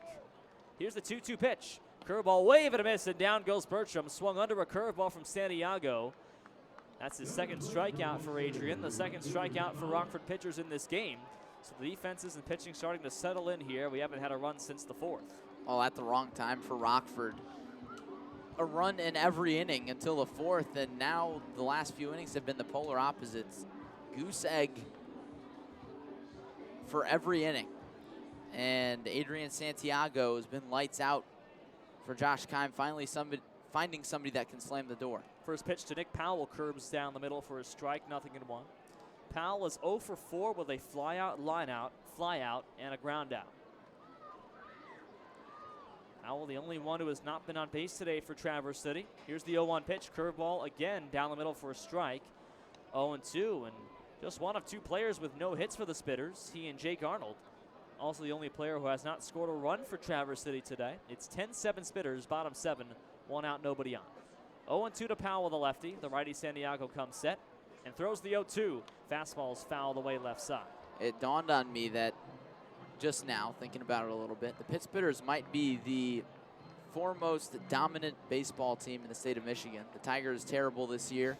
I don't even know what the Whitecaps are doing, but the Pit Spitters are just phenomenal. Whenever you win 18 straight games, sheesh, that's how you know. 0-2 on Powell, the pitch. Fastball's fouled away. Of course, their closest competition is the University of Michigan that was the runner-up in the College World Series. I made the mistake of wearing a Vanderbilt baseball shirt around downtown Traverse City. Got called out on that. Not smart enough to go to Vandy, I guess. Neither one of us. Here's the 0-2 pitch. Curveball is just off the outside corner for ball 1. Not sure where that pitch missed, but Carl Gieske saw it best. 1-2. Mario Camilletti waits on deck. Traverse City looking to set some more records here. 1 ball, 2 strikes to Powell. The pitch, curveball, again off the outside corner, 2-2. Well, the winning streak of 18 games, longest in Northwoods League history in their first season. They've set the record for most wins of a team in their inaugural season, and looking to set the wins record for any team in any year if they win out the rest of the year. 2 balls, 2 strikes to Powell. The pitch, curveball, laced up the middle, a base hit down to center field. It rolls to Vanderwall, and a 2-2 single for Nick Powell. His first base hit of the game, Traverse City's 13th. Well, they also hold the league record for shutouts with 14. We mentioned that earlier in the broadcast. What else are they chasing? Do you think they could have the all-time low team ERA? I mean, it's under 2 at this point in the season. That's really good. It'll be up there for certain. And we have the records for lowest team ERA. We'll pull them up in just a moment. Looks like Josh Keim is out. Will he get the ball from Adrian Santiago? He wants to hang on to it. And Ryan so Riddle's warming up in the bullpen right now. There's discussion going on. Santiago says, no, Josh, I want to stay in the game. I'm sure that's how the conversation is going maybe, but the whole infield gathering, and it's more of a chat. It looks less of a, here, give me the ball, and you go back to the dugout, and more of a, how we feeling? Here's how we need to approach this. We can't allow any more runs. You know, Kevin Hahn has a chance to set another record for the best ERA of any Northwoods League pitcher. It's 0.74 right now. Tom Oldham of the Wisconsin Woodchucks in 2001. Kevin Hahn came in with an 0.46 ERA. He has a legitimate shot to reach that record, and now Santiago is going to come out as Josh Keim has made the call. The entire dugout to greet him, and Ryan Riddle comes in, the right-hander who has his good and his bad this season, with 1 on and 1 out against Mario Camilletti. We're in the bottom half of the 7th. It's 10-7 to Traverse City.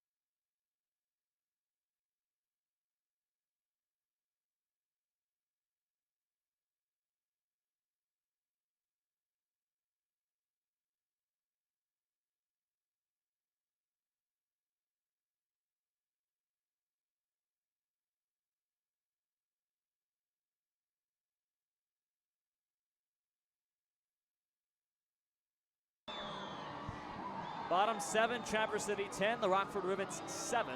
New pitcher is Ryan Riddle to face Mario Camilletti with 1 out and 1 on. Taking a look at the numbers on Ryan Riddle's season in 21 2/3 innings, he comes in with a 7.06 ERA. Not great. He's made 13 appearances and 1 start, so predominantly a bullpen guy for Josh Keim. 17 earned runs, 12 walks to 14 strikeouts, so he does struggle with control. That seems to be a theme throughout the Rockford pitching staff, but no wiggle room here. The offense needs to get going in the top half of the next inning. So Ryan Riddle needs to slam the door with a runner on first and 1 out. And do so against Mario Camilletti, who was 2 for 3 with 2 singles, a walk, and a run scored. Righty Riddle, lefty Camilletti. Adrian Santiago with 3 hits and no runs allowed so far through 2 1/3 for him. Riddle holds the ball behind his back from the first base side. He comes set from the stretch, holds at the belt. First pitch to the lefty Camilletti is on the way from Riddle. Runner takes off, slider on the outside corner, throw down is wide of the bag. Durbin drops the ball, taking third base on the play with a throw down at 1 hops the third baseman. Riddle backs it up though. So Powell takes third base on a ball that got away from the shortstop Caleb Durbin. A bad throw from the catcher Michael Zavoli, and Powell's 90 feet away and an 0-1 count to Camilletti. Wow. Jeez. Had Riddle not backed up that throw to third base, that was really bad from Durbin. It would have been a run scored. Well, that's your job. You got to back up the throw, and Fumagalli making that throw. Now the infield comes in for Rockford, but whenever they make a mistake, they either compound that or the other team takes advantage. It's an E6 on Durbin. 0-1 count. All four fielders come in. Here's the 0-1 pitch to Camilletti. Slider is off the plate to the outside. 1-1 from Ryan Riddle. Out of Omaha, Nebraska, Central College in Pella, Iowa. Same school as pitching coach Adam Carey for the Rivets. 1 ball, 1 strike. Camilletti holds the open stance. Second baseman from Oakland University. 1-1 from Riddle. He kicks and throws. Fastball, swing and a miss. High fastball, and Camilletti chases after it.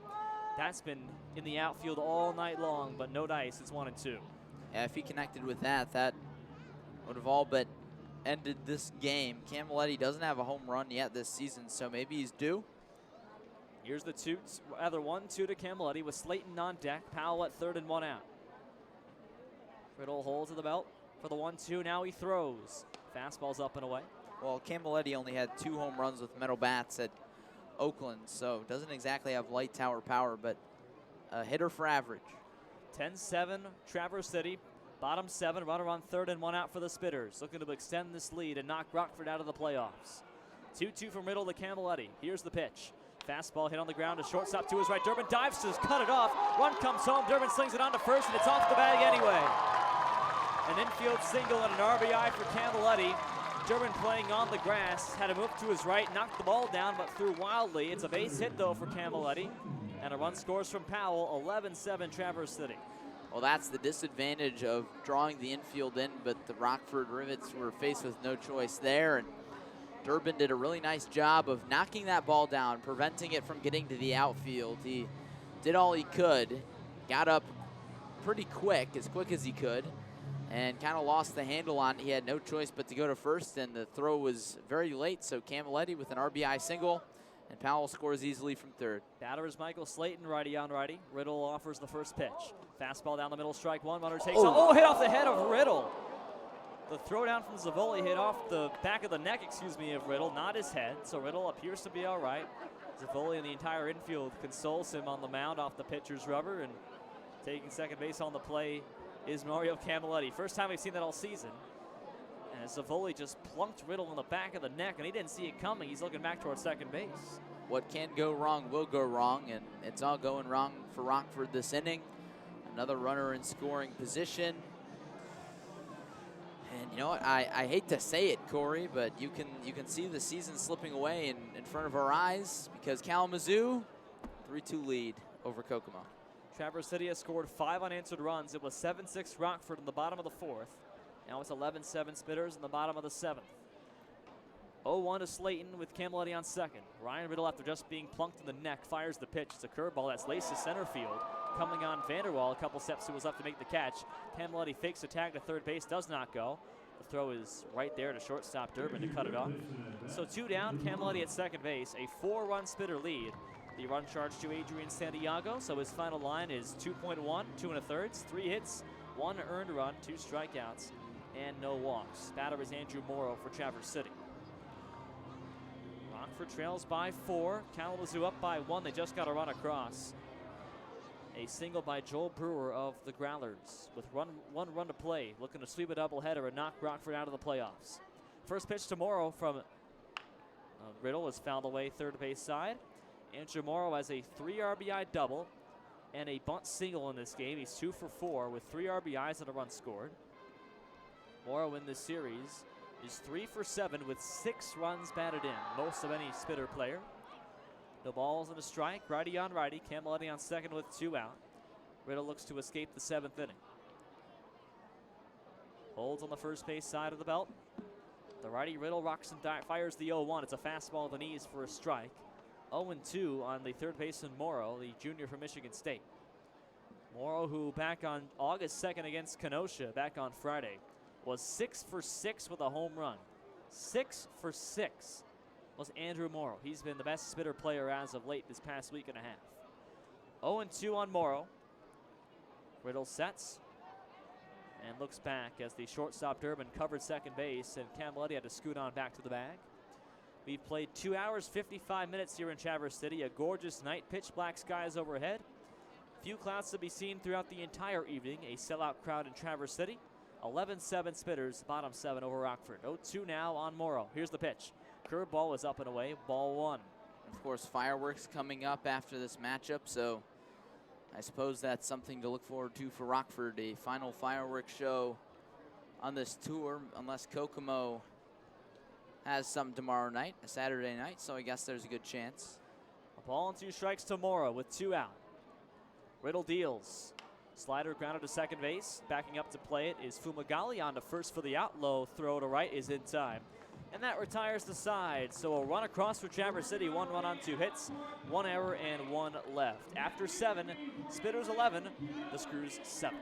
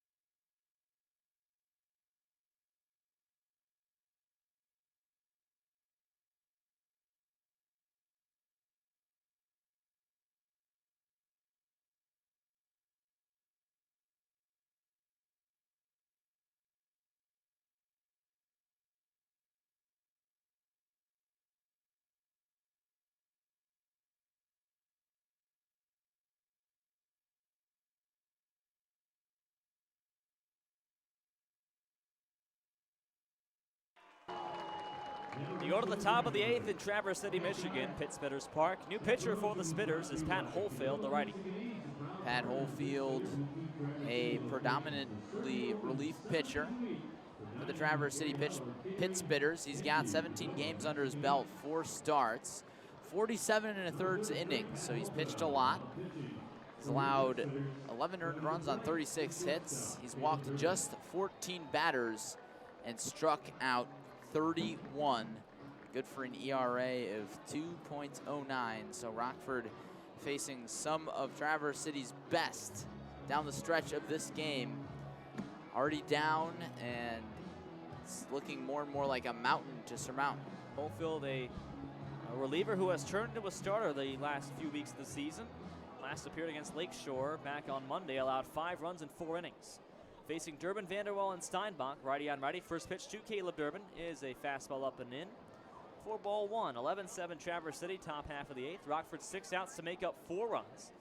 Neither team has, rather, Rockford has not scored since the 4th inning. Here's the 1-0 pitch on the way. Fastball is low at the knees, ball 2. Holfield Kokomo 4-0 at 2.09 ERA. Kokomo has the bases loaded in the top half of the 7th in their last chance, down a run. Here's the 2-0 pitch on the way to Durbin. Fastball is on the inside corner, 2 balls and a strike. Sorry to cut you off there, I got a little excited. We'll see how that one goes. High 80s on his fastball for Holfield. He deals the 2-1. Fastball wave and a miss. It was right down the middle, and Durbin swung over it. 2 balls, 2 strikes. Caleb is 2 for 4 with a pair of singles. Of course, if Kokomo can beat Kalamazoo, it won't matter. Rockford loses. They're eliminated from the playoffs. Here's the 2-2 pitch. Fastball is shanked foul. But then again, well, hang on a second. if Kalamazoo wins, then it doesn't matter. Well, yeah, if Kalamazoo wins, it doesn't matter. But the Growlers have won 35 games, and they own the tiebreaker. So Rockford must win 36 to make the playoffs. Here's the 2-2 pitch to Holfield. Swinging a ground ball to shortstop. A high hop for Bertram. Fields it at his belt. Throws on to first. Scoop play by Arnold. What flavor on that? Cookies and cream. 1 away.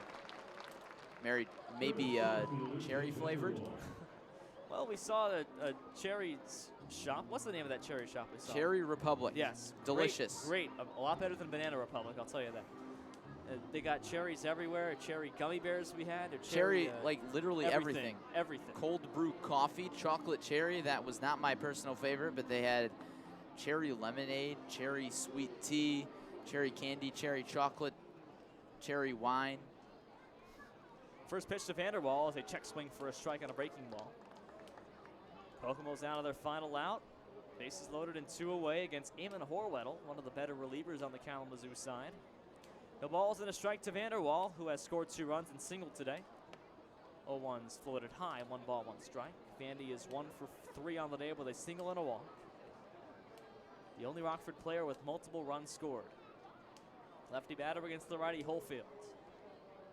Here's the 1-1 pitch. Curveball swing and a miss. 1 ball, 2 strikes on Jake Vanderwall.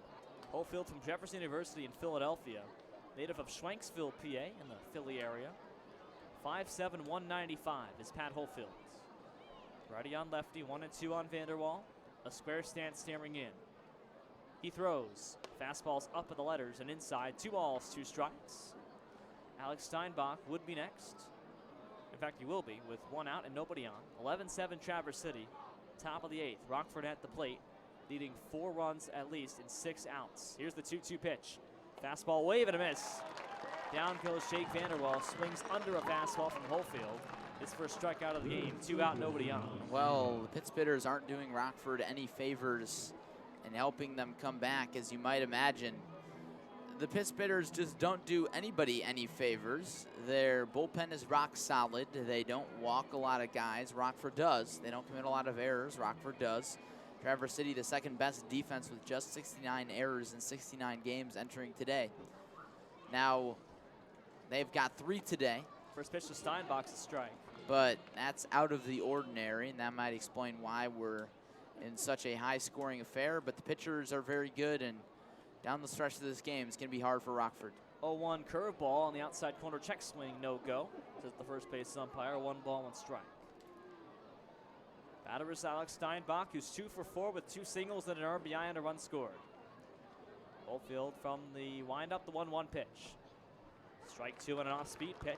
Broke to the knees. 1 ball and 2 strikes with 2 out. Tom Josen would be next. He stands on deck. Rockford trails 11-7. We're in the top of the 8th. A ball and 2 strikes. Here's the pitch from Holefield. Fastball is just off the outside corner. It looked good when it's 2-2. Watching the Kokomo game, it's a ball and 2 strikes on their batter, Michael Cleary, with 2 out and the bases loaded. We await an update. Here's the 2-2 pitch. Holefield. Strike 3 call right down the middle. And Steinbach down on strikes. And that retires the side. 1, 2, 3, and that's it in Kalamazoo. So that sound you heard is Rockford being eliminated from playoff contention. They're down 11-7, but it all doesn't matter. All this is just for show. We go to the bottom half of the 8th in Traverse City.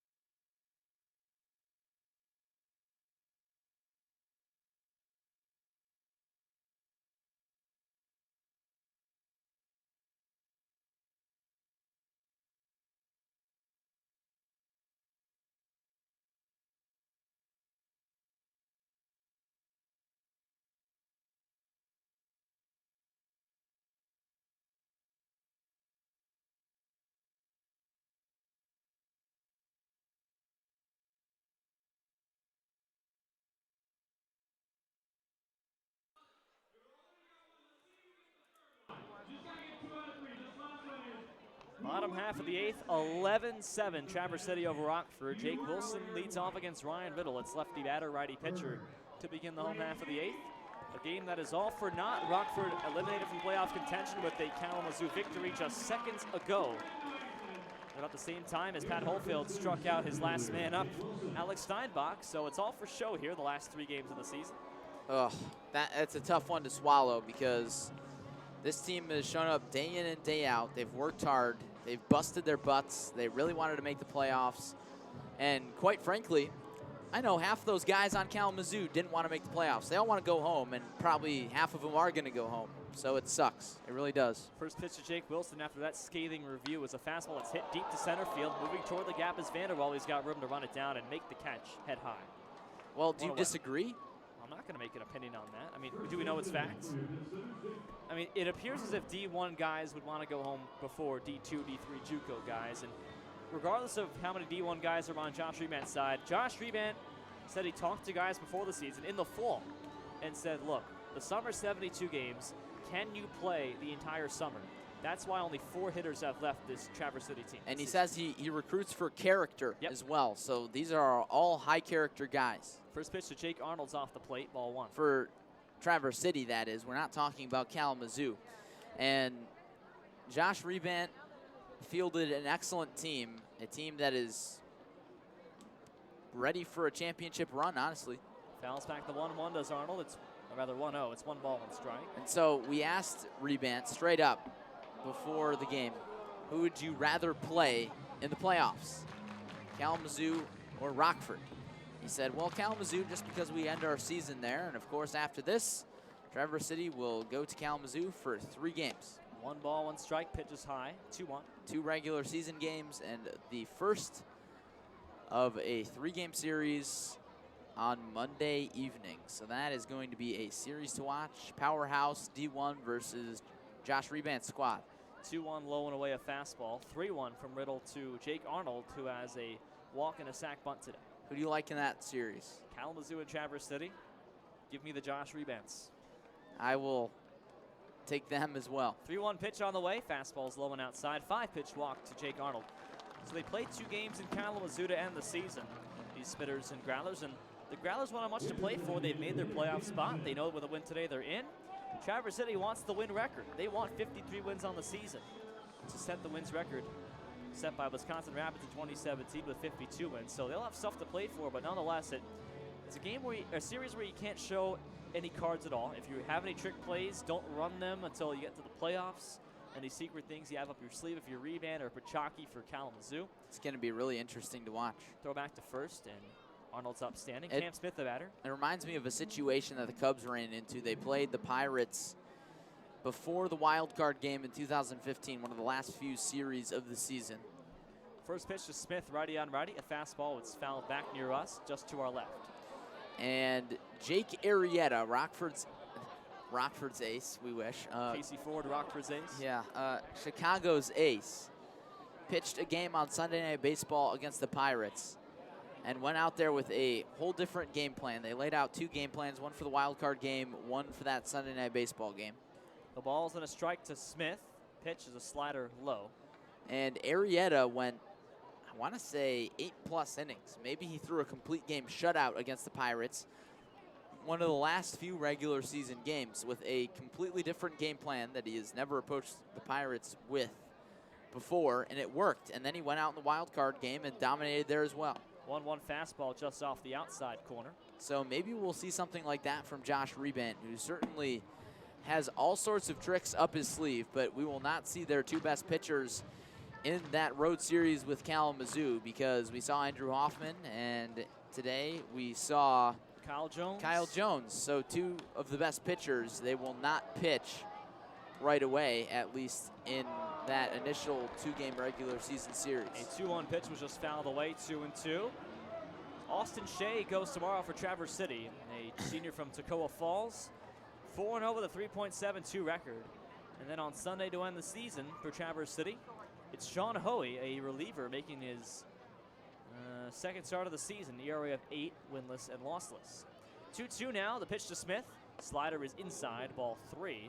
Arnold at first base with 1 man away. Top of the 8th, 11-7 Traverse City over Rockford. The home finale for Traverse City in the regular season, their 36th home game. Rockford has 2 road games to go. So now that you know that we won't be back here, you're going to go get some ice cream? 3-2 is to right, and a throwback to first, not in time. Well, you'd have the 9th inning. We'll see. Well, Up to you, the partner. line has gotten very short. That seems tempting. Could you hold down the fort if I go? I sure can. 3 balls, 2 strikes, 1 out. The pitch to Cam Smith. Fastball is fouled away. That was a fastball served up right down the heart of the plate. And Smith fouls it off. Fireworks show awaits us after the game, so I guess that's something to look forward to. And honestly, nobody checks the scores, the out-of-town scores in the Rockford dugout. It's going to be really tough in the Rockford locker room after the game. I mean, if they lose, they'll know that the season's over, but they don't know it yet. Throw down to first, not in time. Arnold up sliding rather. So I wonder what Josh Remand will say to his guys. I mean, they want to win those games. Traverse City has never wanted to lose a game. I will tell you that. They've never wanted to not play hard. 3-2 pitch from Riddle to Smith is popped up in the air to shallow right center field. Charging on Higgins, called off by Fumagalli at second. Fumagalli lets it drop for Higgins, who let Fumagalli take it. Throw to second base, gets Arnold in time though, as Arnold was not even halfway down. So the ball drops in front of Matt Higgins, but it turns into a fielder's choice. 9-6 on that, as Fumagalli let Higgins take it, but it was Fumagalli's ball. He didn't let Higgins take it till late, and Higgins was backing off. 2 out though. Interesting. I don't even know. 9-6, as I write in my scorebook. Of all the things that we've seen today, not really shocked. The Detroit Tigers won today. We got Their it on our first TV behind us. consecutive victories since May 27th. Are you serious? Yes. 2 out now for Adam Proctor. The catcher takes a fastball inside from Ryan Riddle, ball 1. So the loss would go in this game to whoever pitched the 4th inning, and that would be Colin Kelly, allowing 4 earned runs in 1 2/3 innings. The win would go to Luke Little, I'd imagine. 1 ball, no strikes. Here's the pitch from Riddle. Fastball's inside, 2-0. Riddle pitched, Chase Gearing actually pitched the 4th inning, but he allowed 4 runs and 2 earned on 2 innings pitched. So Little might get the win. Not gonna get it. Might go to Little. Nonetheless, no one's gonna get a save here, unless Rockford scores a run in the 9th. 2-0 on Proctor, the catcher, lefty batter, righty thrower. Riddle deals. Fastball ripped down the first base line and foul. A few steps wide of the line. Hops off the wall, separating Rockford's bullpen from the outfield grass. 2-1 with 2 away and Smith on first. 11-7 Traverse City, last of the 8th. Out-of-town scores. Kokomo could not do Rockford a solid. They lost both games to Kalamazoo. Elsewhere, Fond du Lac leads Battle Creek 8-0. Or excuse me, that's not an updated score. We'll get the updated one. It's 15-5 in the bottom half of the 8th. 2-1 pitches in for a strike. 2-2 on Proctor. So 15-5 Fond du Lac. 6-3 Kingfish bottom 8. Madison leads Wisconsin Rapids 4-2 in the top of the 8th. That's it for the Great Lakes East, with a Great Lakes West score mixed in. 2-2 on Proctor with 2 out. Bertram would be next. Riddle holds the ball at his right hip. Turns back at first and comes set at the bell. 2-2 to Proctor. Here's the pitch. Curveball right down M22 for strike 3. Forgot the number. That retires the side. No runs, no hits, no errors, and 1 left. We go to the 9th. It's 11-7 Traverse City at Pittsfitters Park.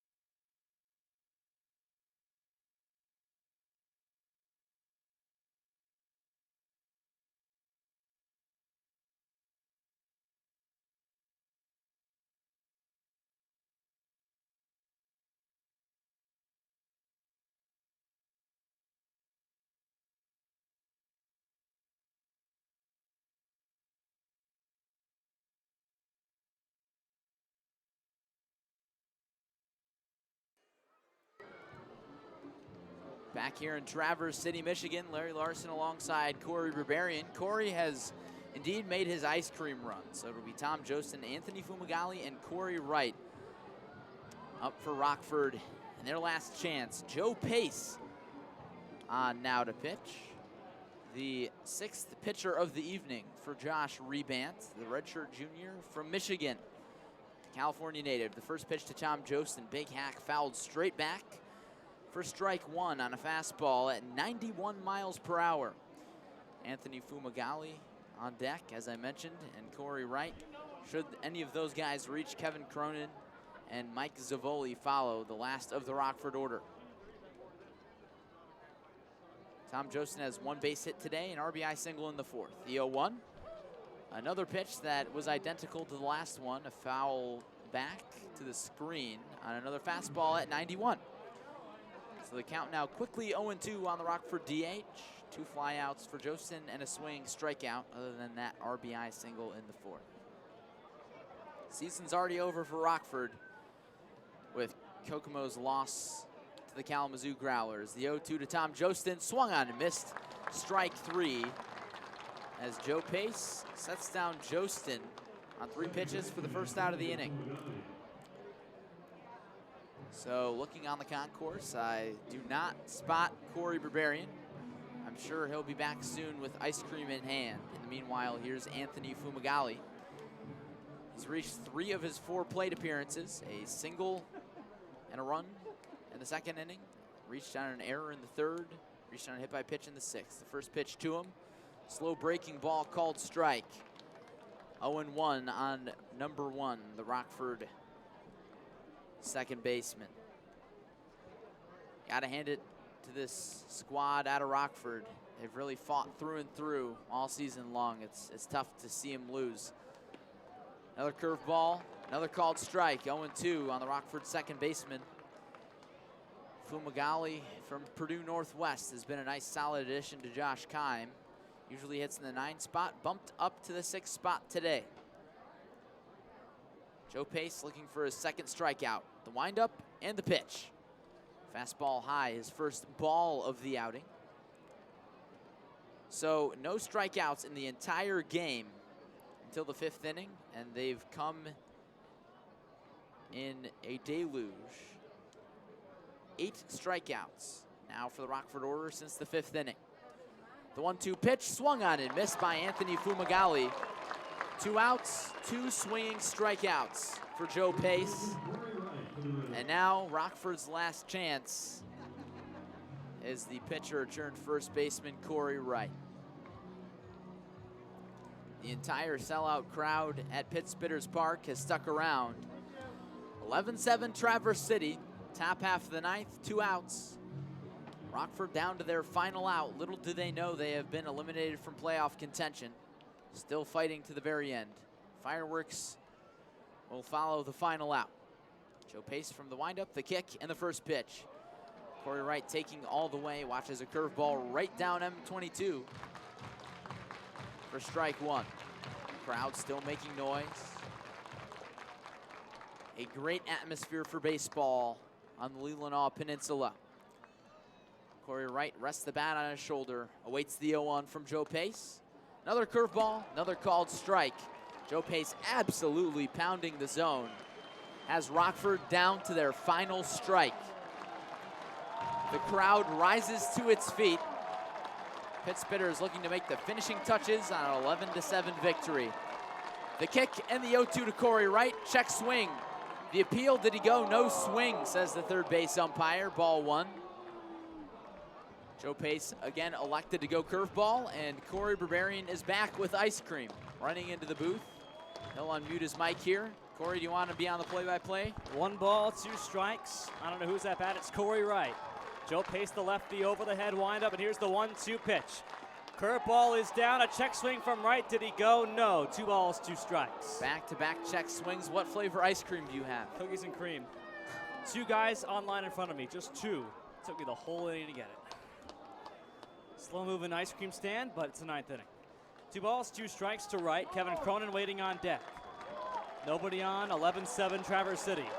Here's Pace, swines and throws. Curveball is in there. Strike 3 call at the knees. That's it. A 1-2-3 ninth for Joe Pace in relief. Rockford falls 11-7 in Traverse City, Michigan. They have been eliminated from playoff contention with their 3rd straight loss, and Rockford is swept here in Traverse City. A 4-run result for the Pittsbitters. A game that featured offense early on, pitching later on, and all around incredible baseball. Oh, it really was. And now we see firsthand, we saw it in Rockford, but now in Traverse City, we see firsthand why this is the best team in the league. Josh Rebant, we talked to him before the game, does a fantastic job leading these men. And Rockford did the best they could, especially tonight. A valiant effort, falling by just 4 runs, jumping out early to that lead. We really thought that they were going to come out and look really good tonight, and that they did. The pitching was a solid effort, but rough, especially got rough there at the end. And Traverse City just doing what the Pittsbitters do, scoring runs in bunches and just stepping on throats. What a baseball team this is, and you know, we really wish them well. We'll see what they can do in the playoffs. A lot of these times, the team that does the best in the regular season loses a lot of players going into the playoffs and have a hard time winning the title. I don't think that will be the case with Josh Rebant's Traverse City Pittsbitters. They are effectively 4 wins away from a playoff, or rather a championship win in the Northwoods League. They've got 2 games to go against the Kalamazoo Growlers in Kazoo. If they win both, they will have the wins record for a Northwoods League team in any season. They are 51-19, and they finish out their home slate at 30 wins and 6 losses in the regular season at Pittsbitters Park. 5-1 against Rockford here at home as the entire team is out behind home plate, salutes the crowds. They tip their hats to the sellout crowd of, we don't know the number yet, but I'd imagine it's 4,000 something. Some of them have filed out as the fireworks show is set to begin in Traverse City, as if the ones on the field weren't enough. Final line, 7 runs, 10 hits, 1 error for Rockford. For the Traverse City Pittsbitters, 11 runs, 14 hits, and 3 errors. Final time of the game, 3 hours and 22 minutes on a cool, breezy night in northern Michigan. Oh, what a performance by Traverse City. What a crowd. And honestly, what an effort to our boys in gray. They really got to hand it to them. They fought to the very end, and it's going to be a really tough night to watch in the Rockford locker room. I can't imagine. I'm really not looking forward to the post-game meal. But they fought hard. Josh Keim, a leader of men in the Rockford dugout, did a really nice job with his team this year, and they've got 2 more. A victory lap, or a loss lap, if you will, in Kokomo coming up Saturday and Sunday. Look to win 2 for posterity. First game is tomorrow at 7:05 Eastern Time, 6:05 Central at Kokomo Municipal Stadium in Kokomo, Indiana. Starters have yet to be announced for both teams. So as the fans salute the players at Pittsbitters Park, they'll see them back on Tuesday for the playoffs. We say goodnight from Northern Michigan. The most beautiful ballpark in the Northwoods League has certainly been a treasure to find in 2019. So for Larry Larson and all of you for watching, we thank you. I'm Cory Berberian saying so long from Traverse City, Michigan. Final score, Rivets 7 and the Spitters 11. Have a good night.